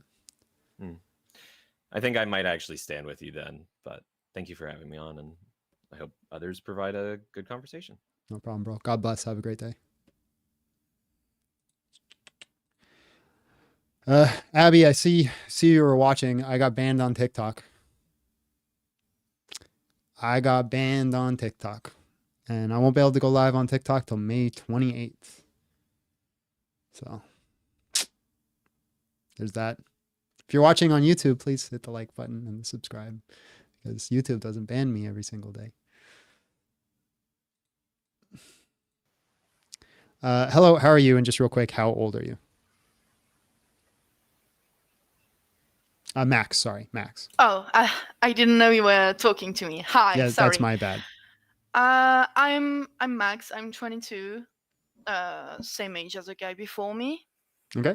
I wanted to talk about well, first I think obviously you have your set idea. I think we're not going to change your mind just with Sorry, just one sec. talking I like this. just want to read the super chat. I was born with OI brittle bones. Who but God is qualified to determine that my life will not be worthwhile despite my suffering. I'm sorry that you're going through that, bro. That's a tough one. No, that's tough. Yeah. All right, go ahead.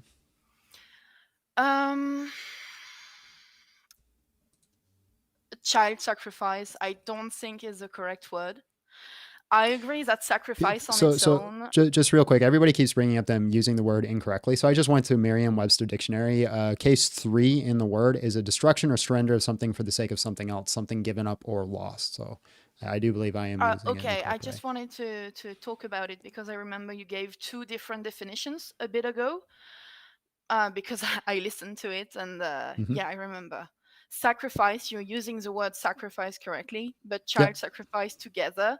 You mentioned that it was sacrifice to an idol, and I don't think it's completely correct, because just the term you're using is suggesting that it's linked to religion or false idols. No. Or So idol by like definition, idol by definition is an extreme adoration, love, or reverence for something or someone.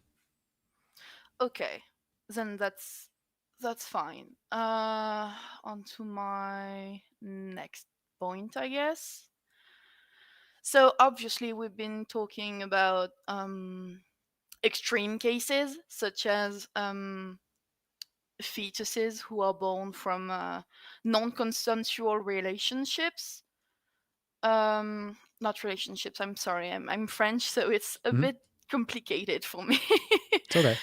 Are you Non-consensual Quebecois or France? relations, and all these others, 1% and 2%. We haven't really been talking about the widest demography of people who are having abortions.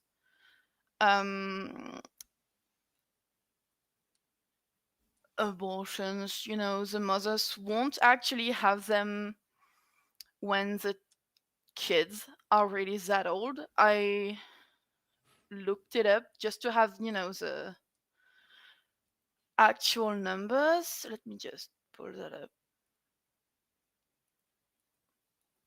Well, are you arguing for or against abortion? I'm for abortion. Okay. I live in France, where it's been, kind of a given right, to the point that we've actually put it in the constitution, so now it can be taken back. Boo, France. Yeah, France. Boo. I'm actually pretty glad that it's been done. Okay, but so what is your argument though? My argument. Oh God, I'm I'm sorry. This is my first time on a live. I'm You're really okay. nervous.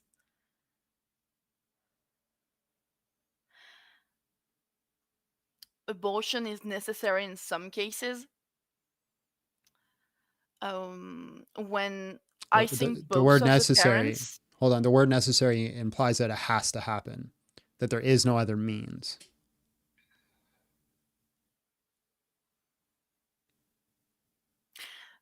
Okay, I used the wrong word. You're correct. That's Mhm. too much of an extreme. There is another choice, obviously.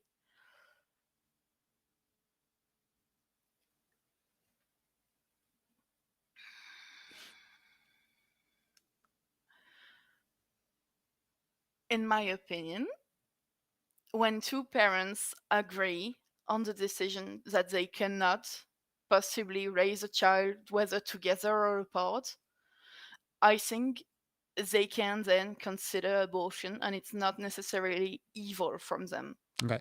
So if a parent, right, they just gave birth to a child and they have no access to adoption, right? They live in a community that doesn't have adoption, or maybe they're out in the woods or whatever reason, they have no action to put up the child for adoption.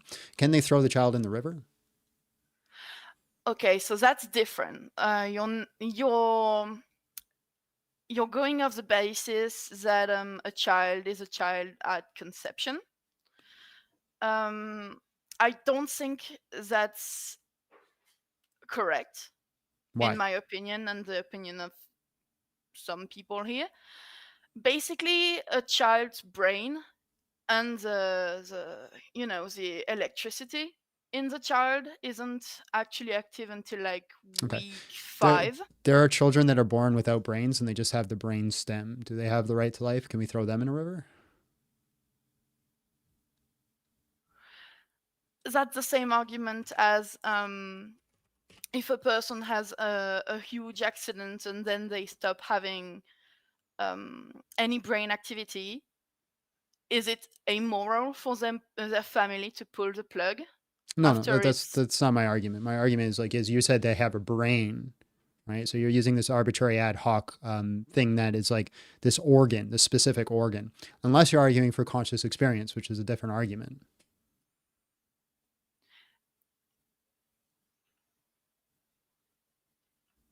You're right. I'm sorry. Let me rephrase then. Mm-hmm.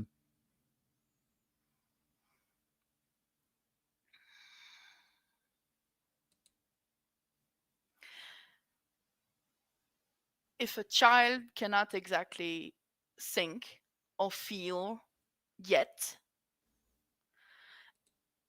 I don't think it's as bad. Okay, so I'm phrasing this terribly. I'm sorry. Yeah. So that's fine though. But I go into surgery. I'm put into a comatose state. I'm no longer thinking or feeling. Do I lose all my rights to life? You don't lose your rights to life. You lose the right to make a decision at the moment, exact moment that you're unconscious. Your That's fine. doctors are the one who are gonna make the Can decision they for choose you. to unalive me simply because they don't want me to be there? Technically, they could, but Do you think they should have are the right to do bound. so? No, they don't have the right to do that Right. because we That's have what I'm laws in saying. place. Yeah, yeah. So I'm saying that the same right that says I shouldn't be unalive just because I'm not conscious should be also given to the child. Right. I don't think it's exactly the same because in one side you've had you have the capacity of thought and conscious decision before Okay, so I had You thought know before. what you're Fine, going to fine, lose. fine. I had thought before. So people who are dead also have the right, all the same rights as living people. People who are dead are dead. Right. It's But not they, the but same they, thing. but they had previous conscious experience. So if you're giving the value to the previous conscious experience, then it follows that people who are dead have the same rights as living people. I'm sorry, I just saw something really stupid in chat, and I just have to call it out. Don't worry about the A chat. newborn doesn't Don't think. don't worry about the Pretty chat. stupid. Don't worry about the chat. Okay, I'm not looking at chat anymore. Can you repeat the last thing you said? Just Right. because I So was you distracted. said the difference between me and the baby in the womb is I had past conscious experience, and that's what gives me value. Well, if that's the case, then dead people have the same value as me because they have past conscious experience. I don't think it's fair to compare it by value. Obviously, an unborn baby, no matter the age, still has value. It's a Well, okay, but possibility of the life. same value, same rights. That's what I'm making the argument for. I'm not talking about just value in general. I'm talking about an equal amount. So, for example, all humans, I believe all humans have the right to life, right? If you're an innocent human being, you have the right to live, and people shouldn't infer or infringe on that. You're stating conscious experience is what gives you that. Well, I've given you a scenario where conscious experience is taken away, but you still have that right. Well, then you make the claim that past conscious experience gives you that. Well, I'm giving you a scenario where I'm no longer alive, but I have past conscious experience, yet I don't have those rights. What I'm saying is that there seems to be only one consistent worldview, is the potential future conscious experience. So we all have the potential future conscious experience, but so does a fetus. And this is what gives us rights. This is why it's wrong to kill people at all. The reason that it's wrong for me to kill you is because I'd be taking away your potential future. The reason why it's wrong for you to kill me is not because you're going to take away my future. It's because you're just enforcing a decision that wasn't made either medically or by me. Yeah, that's ad hoc and arbitrary. A baby cannot literally make a decision as long as it's in the womb. It Yeah. cannot express that decision. That's fine. A child outside of the womb cannot express the decision too, yet we do not kill it.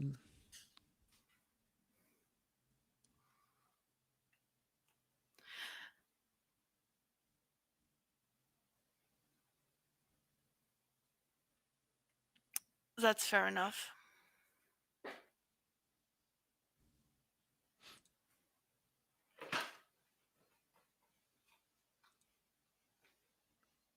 I think you should become pro-life. I think you should fight against France, and I think you should try to stop them from having this legislation. I don't think so. Why? Because above the rights of, a collection of cells, I mostly believe in comfort of life. I believe in Yeah, but you believe in it so rights much. to You one's you own believe it. life. You believe in it so much that you're willing to execute an innocent human child to achieve it. You are, by definition, advocating for what I'm claiming right here. Abortion is just child sacrifice. You're willing to sacrifice a child for your idol of self-comfort. That's evil.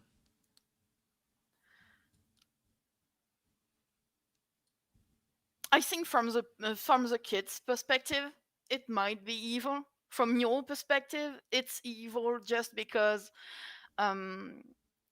it's a decision that is made because you think in absolutes.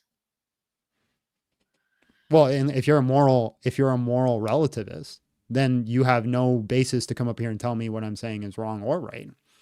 Basically, it's popular vote. Like I was saying earlier, the thing that apparently got me banned on TikTok is if you're going to say moral relativism is true, if I somehow manage to collect a big enough posse together and conquer the world and then turn women into baby factory machines, chaining them to a wall, you'd have no right to say I was wrong.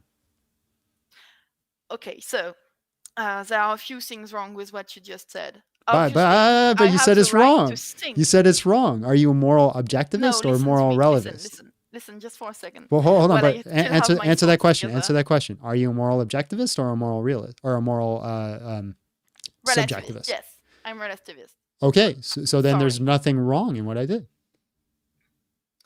what I think is that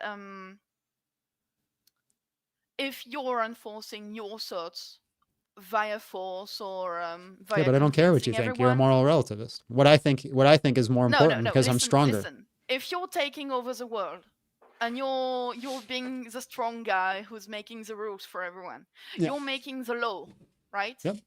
You're still allowed right now as we speak to disagree with French law. Yeah, but it's still but the it's not law. wrong. You can disagree with it. It's just not wrong. Then is the French law wrong? I think it's wrong. I'm a moral objectivist. I think it's wrong to kill innocent your human beings. argument doesn't mean shit. No, I'm a moral objectivist. You're a moral relativist. I believe morals are objectively true. I believe that they are woven into the fabric of reality. Right, which means you don't have an argument for anything because I can do anything I want. You can't tell me I'm wrong. Then the women who have abortions can have abortions, and you don't have the right to tell you Yes, I do because I'm a moral objectivist. But I can also just say I don't like it, therefore I'm stronger, and I can stop you from doing it, and that's not wrong. Listen, the difference between you being objective and me being subjective is that I think that morals are not the same right now as they were in ancient Greece. Morals are not the same right now as they were back in prehistoric times. And morals will not be the same right now. And when you've taken over the world and making women baby factories, morals can evolve. Well, it's not evolving. It's just changing. And then it doesn't actually have any value and doesn't mean anything. Yeah, exactly. Right. So let's do it, guys. Christians. She just admitted it's perfectly fine. Let's all gather together and let's put the women under enslavement, and we will make them baby making factories because we can do it, and there's nothing wrong with that. There's no standard to say, hey, that's wrong. So let's do it, guys. Let's get together and make baby factories. If you ever get the strength to do that and make everyone believe that it's correct, when obviously women won't agree with it, like I don't think that's hard to do. Like Hitler did it. Hitler did some crazy things. Was Hitler wrong? Oh God, yeah. Based off what standard? What you cannot say is that the German people who believed Hitler was correct didn't exist. They existed. They were absolute fucking horrible. Well, horrible according to what? Real. Horrible according to what? According to our current morals. That's your current morals. Morals can change. If I talk to a Nazi, they're going to say Hitler was a great guy. Yeah, you're literally agreeing with me right now. Right, but I'm saying you have no basis for any argument at all. You have no ground to stand on. Is that in my current society, we have a divide in morals. Some people have certain morals. Some people don't have those same morals. So if society, hold on. If society right now made the baby factory machines that I mentioned, right now you lived in a society that did that, would you fight against it? I would, because I'm on the moral side that this is bullshit. Some people who believe in it have different moral rule sets. That's all. Why would you fight against it though? Because I don't believe in it. If I believe in what? You don't believe morals exist in the first place. Why would you fight against it? Morals exist. They exist. Oh they don't. It's subjective. So this is what I'm trying to show you is you say hold on. What I'm trying to show you is that you say morals don't exist, but you don't actually live it out. Your is different from your ought, and therefore you're inconsistent. Okay, I'm not saying morals don't exist. I'm saying yes, a moral is a set of things that people agree on. That's subjective. Okay? That's saying it doesn't exist. Saying murder is wrong. That's a moral rule set that we've all agreed on as a human species. So when I'm talking about existing, hold on. What I mean by existing is, does it have ontological properties? You'll have to explain that because I guess, as I said, I'm French. Is it actually real, intangible past concepts? It's not tangible, but then again, okay, so then it's not real. So is law. So is it's not tangible. Then it's not real. It's arbitrary. It is arbitrary. Right. So then you have no basis for any argument whatsoever. You have no ground to say anybody is right or wrong. You have no reason to make any claims towards anybody that they should shift their worldviews ever. But then neither are you. I, Neither do I'm you not a have moral subjectivist. I'm a moral objectivist. I believe morals are engraved into the fabrics of the universe.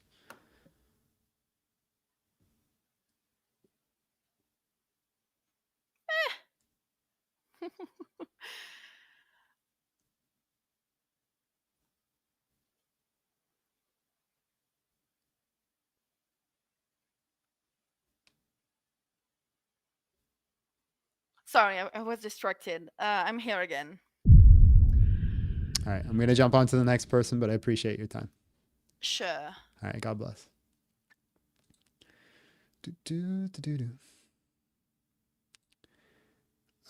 Chris A, how did you turn on your camera? Because I have that setting turned off.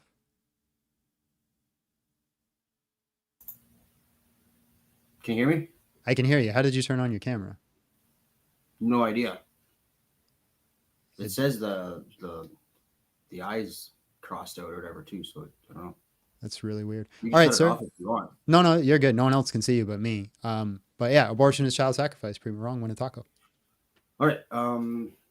Give me a second here. I thought I had a couple more people to go through. One sec. First off, I'm a fellow Christian. Oh, sorry, 35 years old. I'm from Yeah, I could see you, so I concluded you're okay. Yeah.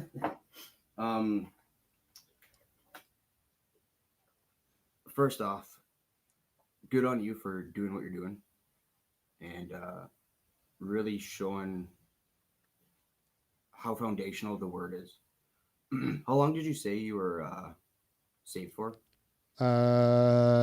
Shannon, are you still in the chat? Or Abby, one of you two? I know you guys know. It's 3 to 4 years, something like that. All right.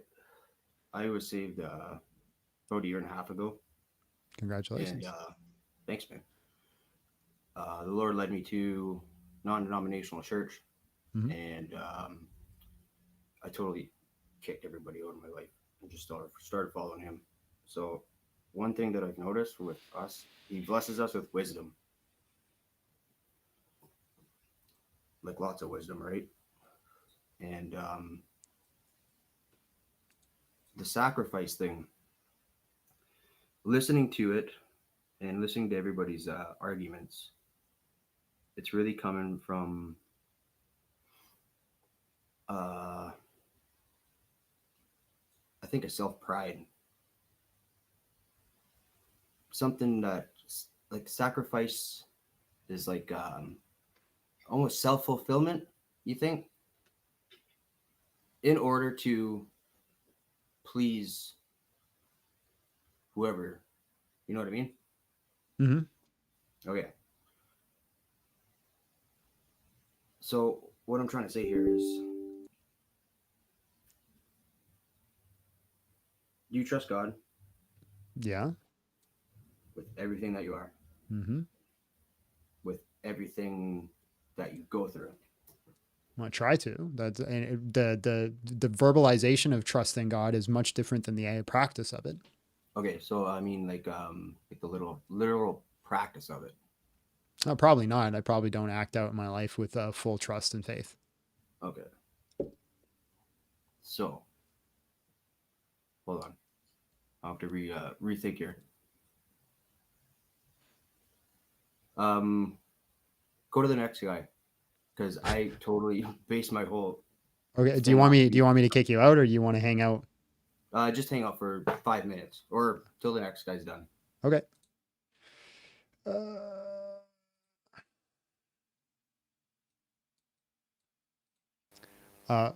Final boss. Hello. How are you? And just real quick, how old are you? Hello, Jonathan. How are you? I'm good, bro. But you're really muffled and got some weird sound. Are you using headphones? I've got my headphones on. Can you just have a look at it, John? I can't make you out, man. 1 second, Jonathan.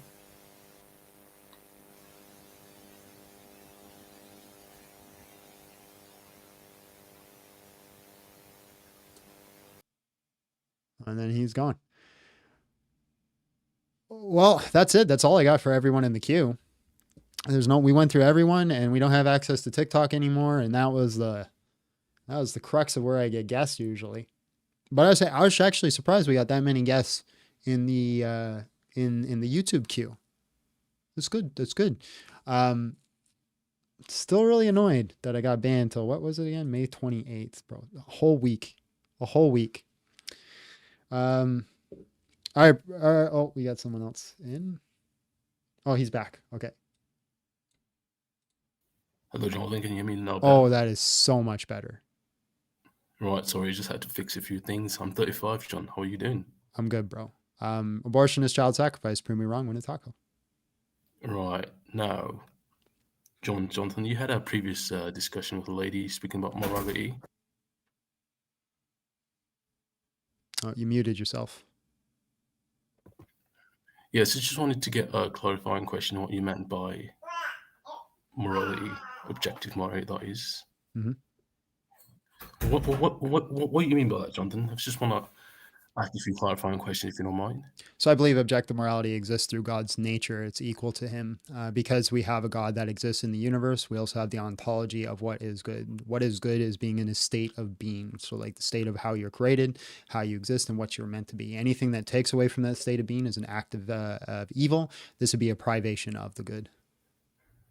Right. And if you don't mind me asking a few clarifying questions, what do you mean by ontology, John? Ontology would be like a state of existence. And how would you further expand on the word state? It's like what you are and how you are. When you say what you are, mm-hmm. what's that supposed to mean, John? What's a what? What does what you are mean? Well, that's the deep philosophical question, isn't it? So like the law of identity raises all sorts of questions on how that basically falls under what makes you identical to you. But if we found out what that arbitrary line is, or not arbitrary line is, I guess, then this would be what is identical to you, and this would be your ontology. So for example, my ontology is 2 arms, 2 eyes, a nose, a soul, a brain, a heart. This would be the ontological aspects of who John Steele is. Style came in with $2, says pro-choice people make Muslims look logical. I think they've been a lot more nicer though. Right. Now, you mentioned the word identity. Mm-hmm. Do you mind clarifying what that means? Identity is like you, what you are. So 1 is identical to 1, it is not 2. 2 is identical to 2, it is not 1. Right. Now, that takes me to math, right? Like, what do we mean by 1, right? Like, 1 is a representation of a thing, right? So I have one, let's say I have one potato bag chip clip right here. That whatever makes that potato chip clip, the plastic, the little rivets, the magnet, all these things make it identical to that potato chip clip. If you were to have something that is not identical to this, right? It could be just even in a different space, then it's no longer identical to that. That's the law of identity, basically. Right, and the last thing you said, you mentioned the word representation. Do you mind clarifying what that means? In what context did I say it? You said 1 is a representation of the paperclip in your hand. So what do you mean by representation? Oh, it's a placeholder for a thing. So it's in place on behalf of X object or Y object. Placeholder. Could you use a different term from placeholder? Are you just getting me? No offense, bro. It sounds like you're just getting me to define all words. No, it's just like, because when we talk about define, like, what does that mean? Yeah, you're just getting me to define every single word that exists. Do you want me to define the word the and exists and word? John, I hope you don't run from this debate. Really, I'm taking it serious.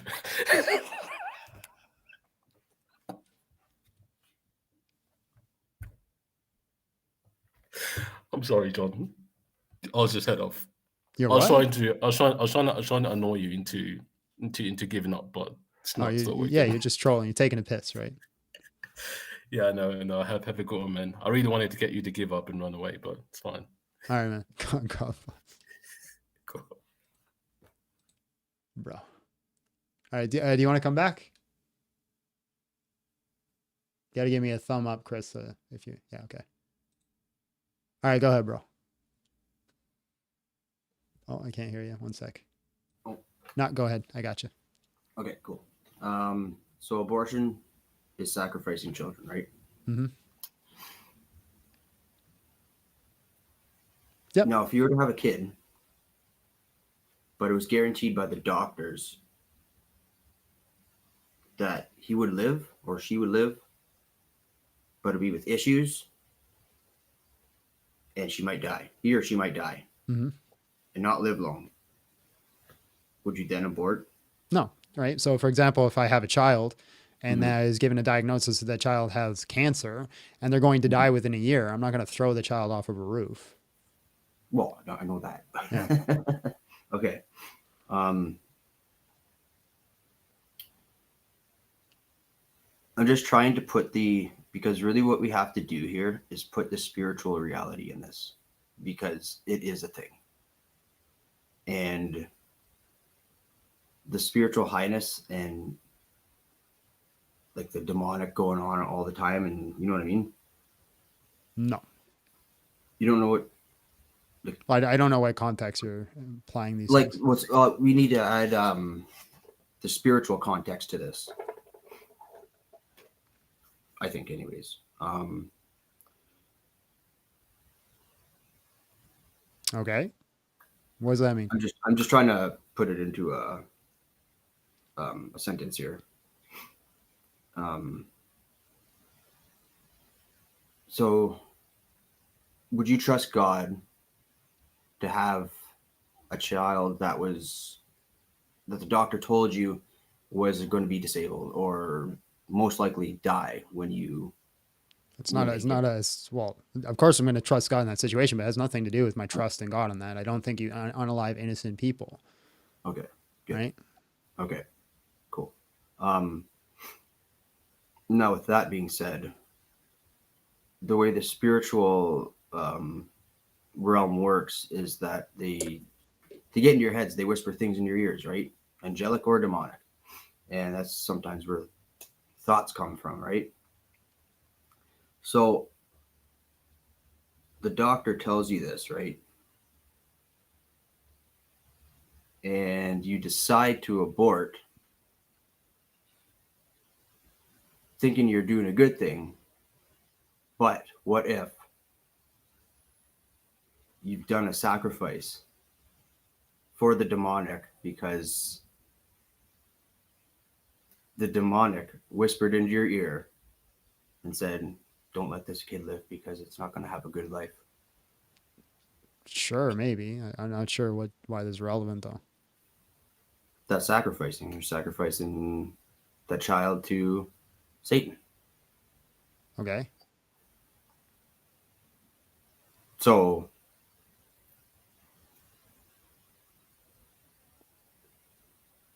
I just you don't know what the understand? purpose. Well, I get what you're saying. I just don't know why we're talking about it. Because you said, prove me wrong. Well, you're not proving me wrong though.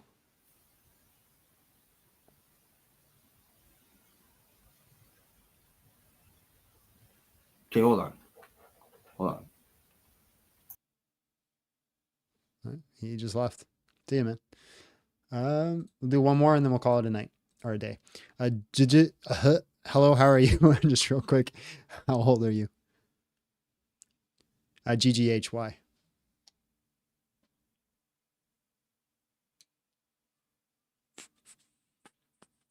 Hello. Okay, goodbye. All right, that's it. We'll call it quits. So no more guests for today. I'm still butthurt about TikTok. How's TikTok gonna do me like that, huh? Huh? How are you gonna do me like that, TikTok? Huh? Huh? How are you gonna do me like that? I'm coming for you, TikTok. I don't know, bro. It's freaking clowns over there. I didn't use enough of my soundboard today.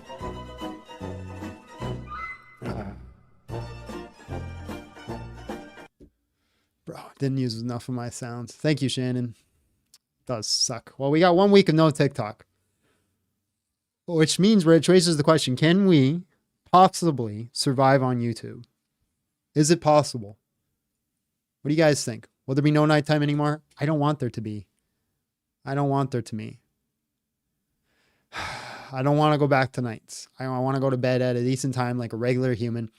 And the biggest reason I want to go back to nights is it's really hard to live life when you live nights. Like, for example, we're hosting a tournament at our gym this weekend. You got to be up early to get there. If I go live Friday night, I can't get up early. Plus, it's really hard to just switch sleep schedules. So it's like, even if I took Friday off to go to bed early, I would lay in bed till 3 or 4 in the morning staring at the roof. I get 3 hours sleep before I could go to the gym and do the tournament. Abby's wedding, not Abby's wedding, but Abby's family's wedding that we just went to.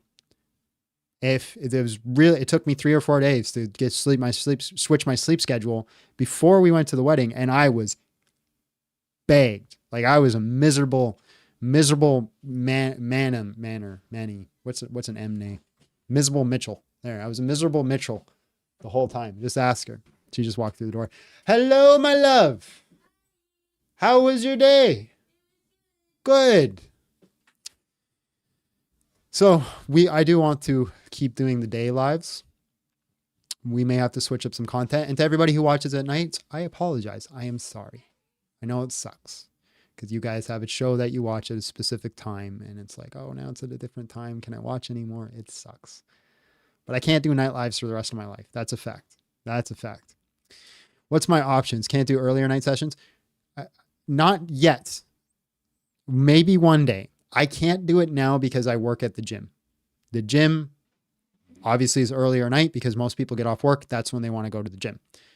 If we get to the point where I no longer need the gym for my financial aspects of my life, then yes, we can do earlier night lives, but not until then, right? Because right now I need to work at the gym to subsidize my income because I love you guys and you guys have been very generous to me and you've helped grow this platform. It's still not enough to live off of yet.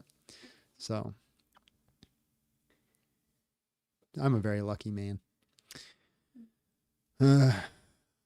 Yeah. So yeah, TikTok needs to stop holding the L's. Amen. Hallelujah. Hallelujah. So yeah, that's my rationalization. But hey, if we get to the point that this is a good segue for Patreon. If you guys want earlier night lives, support me on Patreon. Because if we hit a certain goal and I no longer need the gym for my financial aspects, I can go live earlier evenings. That would be great. Usually about the time that IP and God Logic and all those guys go live, Apostate Prophet, that'd be like the same time I would go live, which would be great.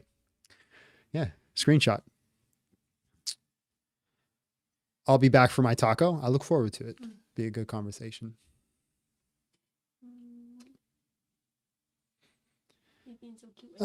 Just discovered your channel. Thanks for all that you do, brother, restoring some of my faith in humanity. Thank you so much for hanging out today.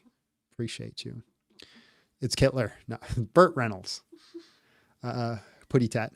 Where's the Patreon? Links down below. Right down below. You click it and it'll take you to the Patreon.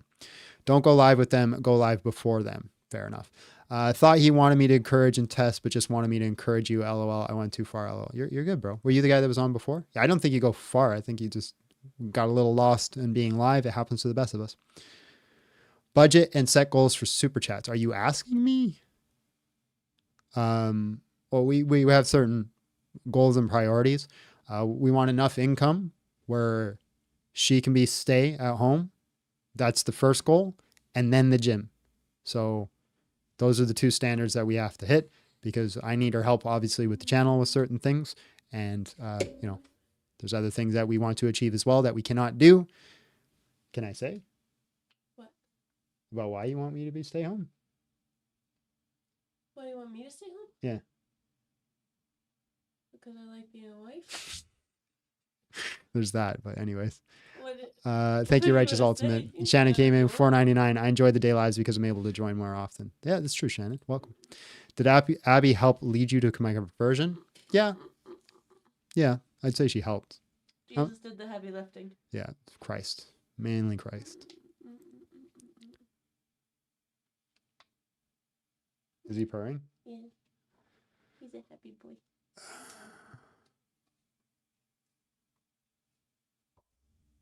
You named him Kittler. That's terrible. All right, guys, pray for me, pray for my sleep. I'll try to pray for you. And again, if you want to support, you know how to do it. I love you guys. We'll be back live on Friday for Fedora Friday. We might change it up. I don't know. We might have to do something else on Friday because we're banned on TikTok. We could try it. If it doesn't work, then we'll do something. I don't know. Send me a message on Discord and tell me what you want me to do. What do you think will be better? But outside of that, guys, God bless. Have yourself a great afternoon. I got to go get ready for work.